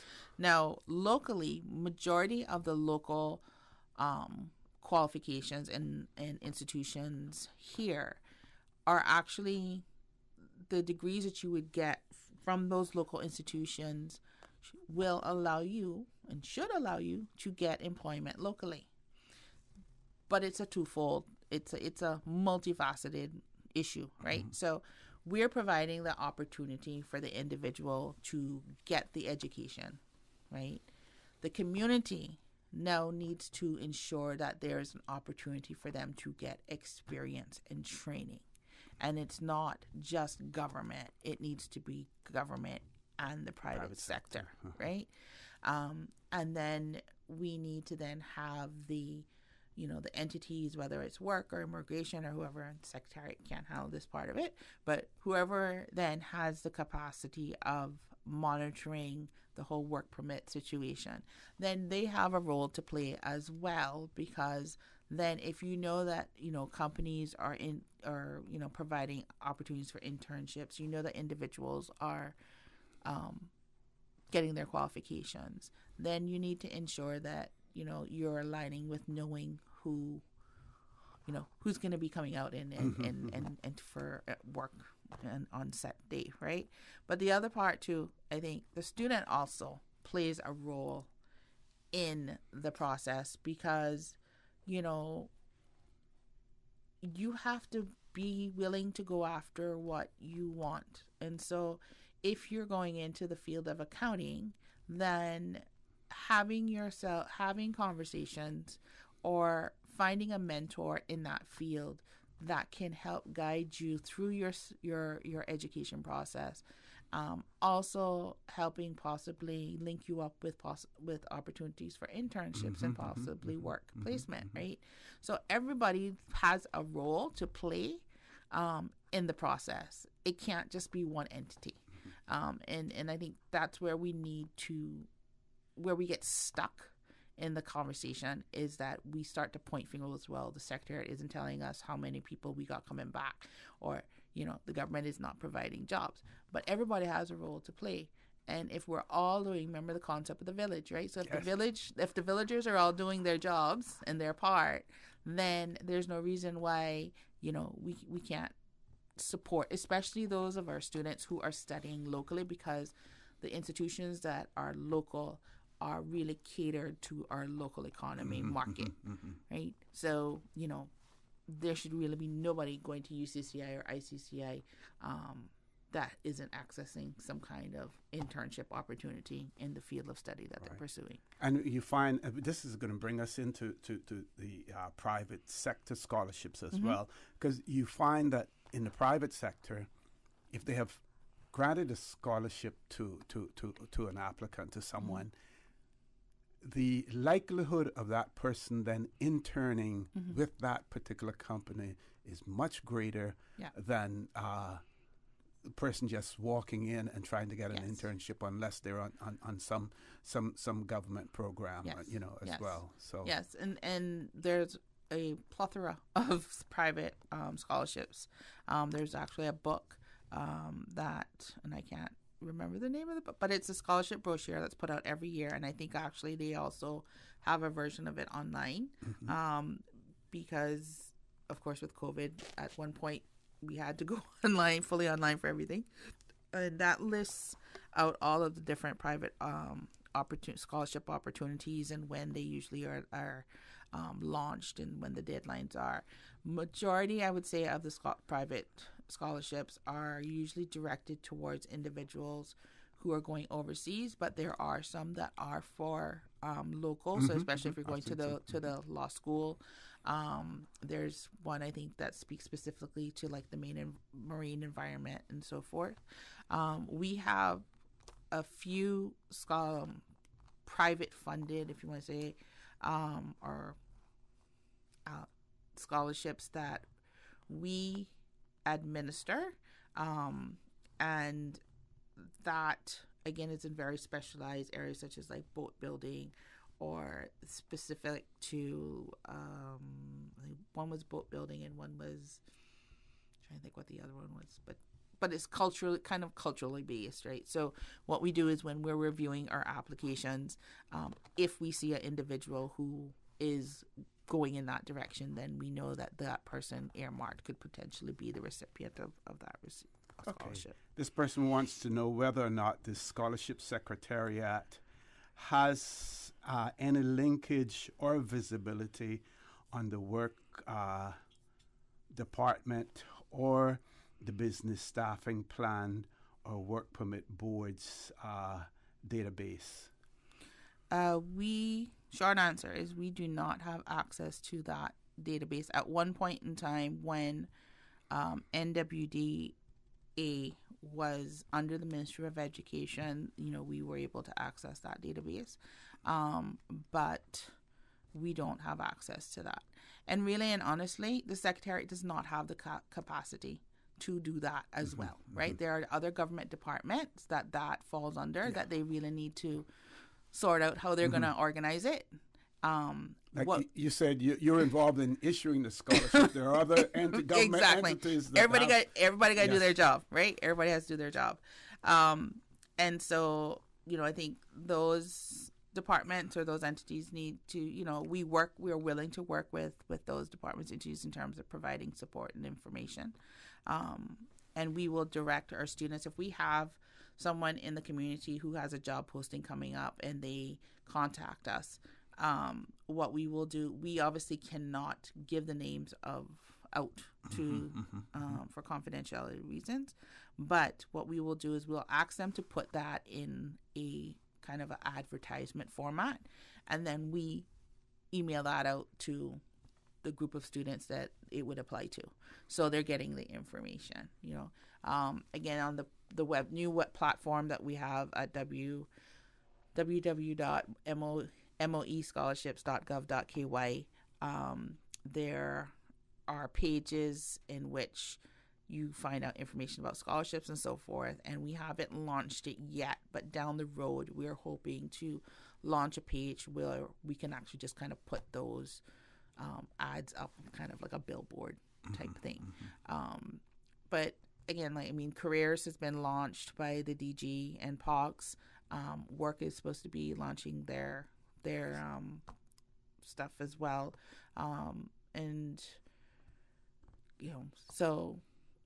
I think there's things down the pipeline, but we provide the data and the information that they ask for whenever they ask for it. Okay. That's most we can. We're going to take our last commercial break. When we return, we're going to not only give you an opportunity for some closing comments, but also, Dr. Shara, you spoke about your experience, in terms of studying overseas. You obviously, during your course of study would have interacted with students from other jurisdictions, some paying their own way, some on scholarships as well. And I want you to compare and contrast what we offer here in the Cayman Islands as far as scholarships are concerned, because I believe that we are blessed in the Cayman Islands. We are very blessed. We only see that and really appreciate that more when we go overseas and we see what students from other countries have to bear with. I recall a few months ago a situation with students from the Eastern Caribbean studying medicine in Cuba and waiting so long for government budgets to be presented and waiting so long for them to get their checks, their monies for their studies, which brings me to another point. Also, in terms of the scholarships, how is the money dispersed? Do I receive it in my hand, or does it go to the institution as well? Folks, stay tuned. For the Record with Dr. Shara Smith. We'll continue after this short commercial break. Do you like meeting new people and creating experiences? Then working in Cayman's hotel industry sounds just right for you. Come to the Hospitality Career Fair this Saturday, the 5th of March, at the Ritz-Carlton Grand Cayman Ballroom from 9:30 a.m. to 12:30 p.m. Speak to those who have made a fulfilling job in hospitality, apply for open positions, and engage with the friendly staff from the Ritz-Carlton Grand Cayman, the Kimpton Seafire Resort and Spa, and Hampton by Hilton. Sponsored by DART and open to Caymanians, permanent residents, and residency and employment rights certificate holders. Check out DART's Facebook page for more details on Saturday's Hospitality Career Fair. Since March 2004, West Bay Pharmacy has kept their doors open to the local communities, even before, during, and after Hurricane Ivan. At West Bay Pharmacy, our staff provides so much more than pharmaceutical excellence. From the moment you walk through our doors to completing your cash out, our staff will have put your healthcare concerns at ease. We would like to take this moment to thank our loyal friends and customers. To us at West Bay Pharmacy, our patients are our primary concern. We provide thorough background checks and precise calculations to ensure your medical safety. Thank you for being a part of our family and for choosing West Bay Pharmacy, where we care about your health.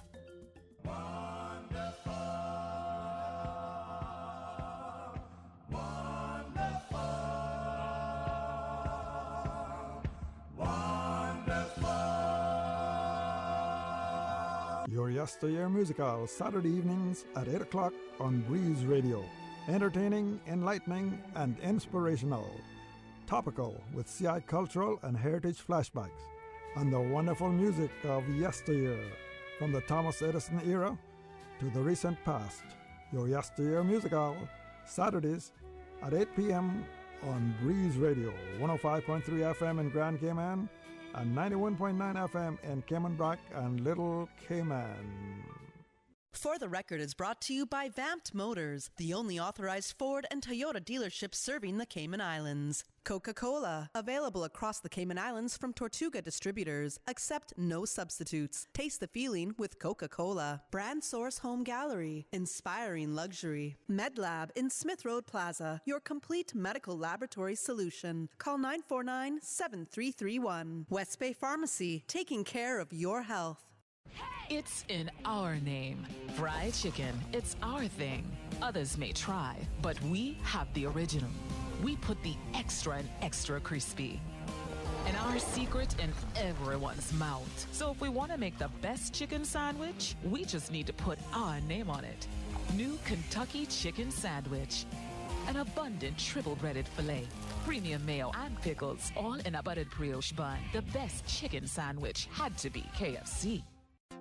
Government's new recruitment portal offers job seekers a paperless online process that makes it easy to apply for more than one job anywhere, anytime. With this step forward in our online recruitment presence, you can keep track of outstanding applications and appointments and receive notifications about your applications. Visit the careers.gov.ky portal and use the new one-stop shop for civil service recruitment to further your career.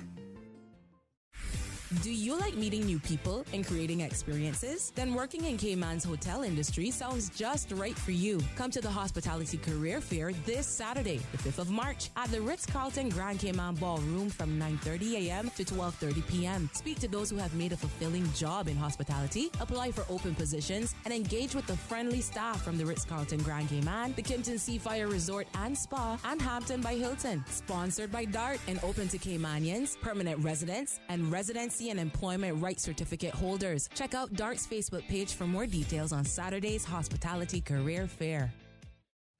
Calling all amateur bakers in the Cayman Islands. Celebrate the Queen's Platinum Jubilee, taking part in the Cayman Islands Platinum Cake Competition. His Excellency the Governor Martin Roper invites you to submit your homemade dessert recipe to the Governor's office by April 3rd. Win a chance to have your dessert recreated for the Queen's birthday party in June. Do you have what it bakes? Well, submit today at gov.ky/Jubilee. For the Record with Ort Connor. Initiating system. For information that matters. For the Record with Ort Connor. Continues right now on Radio Cayman. Good morning and welcome back to For the Record. We're on the last leg of the show this morning with Dr. Shara Smith from the Scholarship Secretariat. One of our listeners responded and said Dr. Shara has hit the nail on its head. Every agency is working in a vacuum. There is no overriding government policy and no centralized coordinating body or agency for human capital development in our islands. Sad in 2022.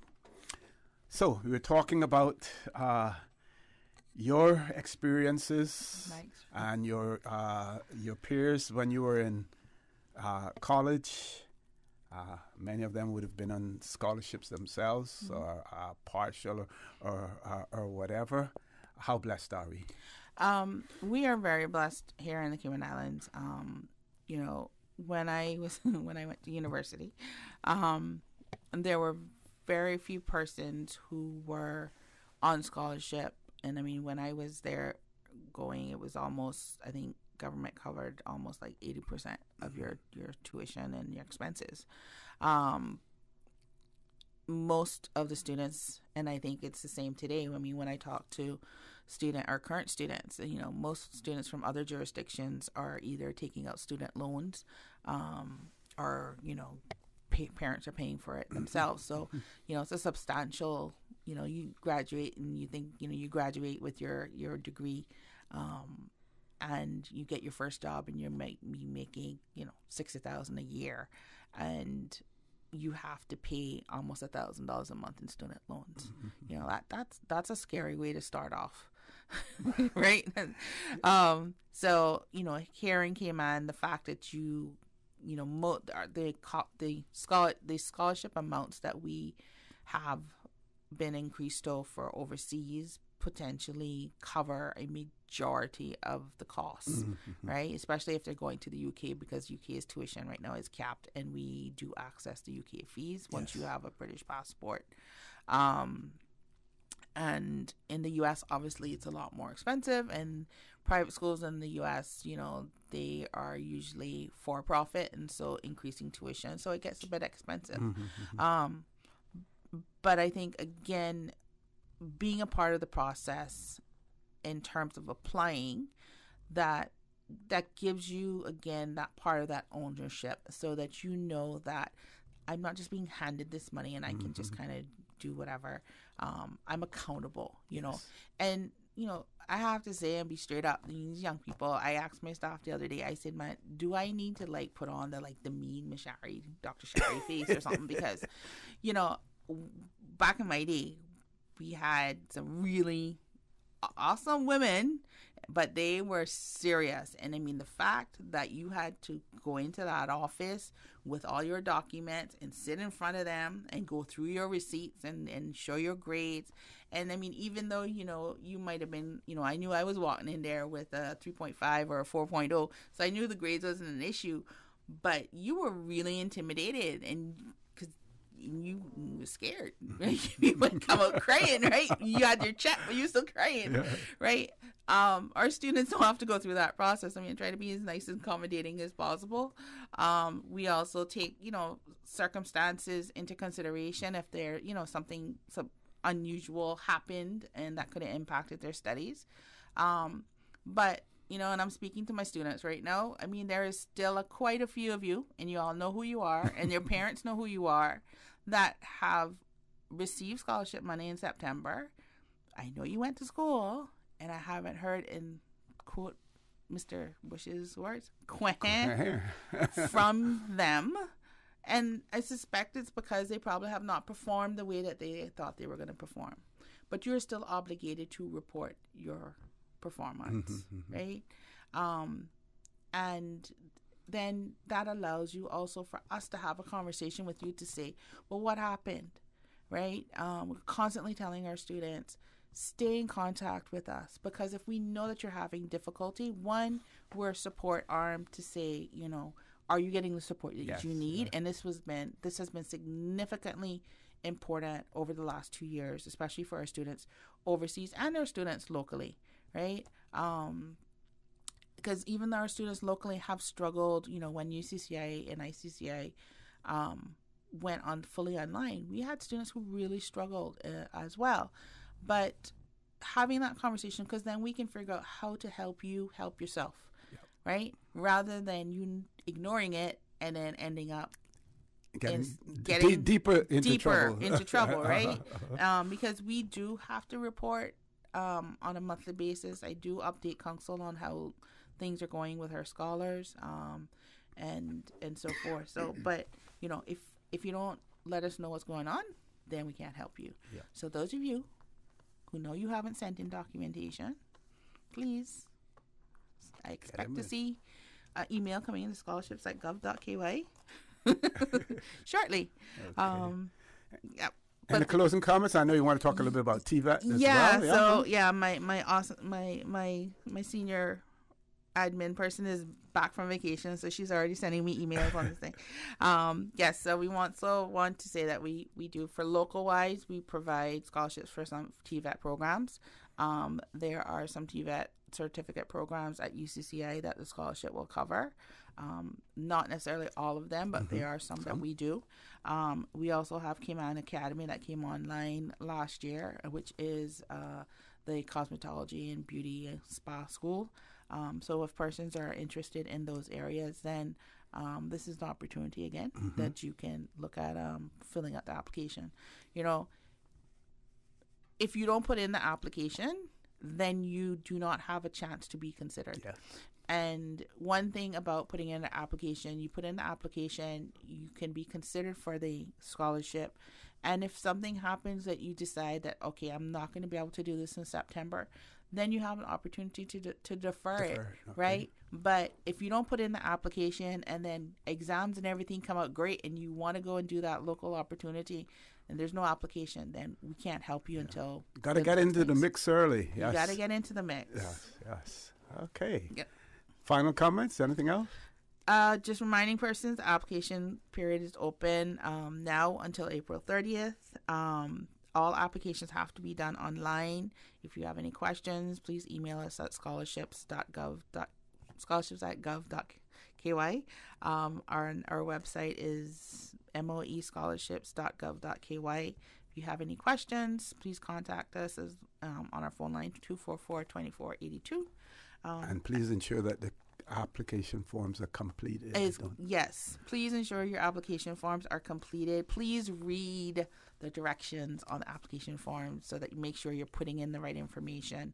And please also make sure that all applications accounts are established in the applicant's name. So if a parent is assisting them, So if a parent is assisting them, it needs to be in the student's name, with the student's email address. Our system is actually linked to, as I said, the government e-services, which is going to be linked to that, the national ID and stuff. So it's important that application access is linked to the individual that it is pertaining to. It also will help us that down the road, if that individual decides to apply for a different scholarship. So you do, right now you could be applying for your associates, and in 2 years you decide I want to go overseas to finish my bachelor's. You would already be in our system, and so there's certain documents like your right to be Caymanian and your birth certificate. You would not have to provide those documentations again because we would be able to access those still, right? Excellent. So really important to just please follow instructions. There's video links on how to do it, and and if all else fails, contact us at the Secretariat, and we will happily try and walk you through the process. Dr. Shara Smith, I want to thank you very much. Awesome. Thank you, sir. Responsibility that you have, and when you have to push and pull and tug, onto people's shirts. Come on, get this done. It's not easy, but you persevere in your efforts as well. Folks, I want to thank you for allowing Radio Cayman and by extension For the Record into your homes, into your vehicles as you traverse the busy roads of the Cayman Islands, into your places of work, wherever that may be. I also want to remind you that we are our brothers and our sisters' keepers. There is always someone out there who's less fortunate than we are, and I ask you to extend a helping hand to them. If you can't do that, then I suggest you donate to a worthy charity, because we always want to consider those who need, not necessarily those who want or even those who crave. So I say to you, have a great day. Continue to support your radio station, Radio Cayman. Join Sterling Dwayne Banks at 12:15 for Talk Today, and as usual, we ask the good Lord to bless these three beautiful, wonderful Cayman Islands.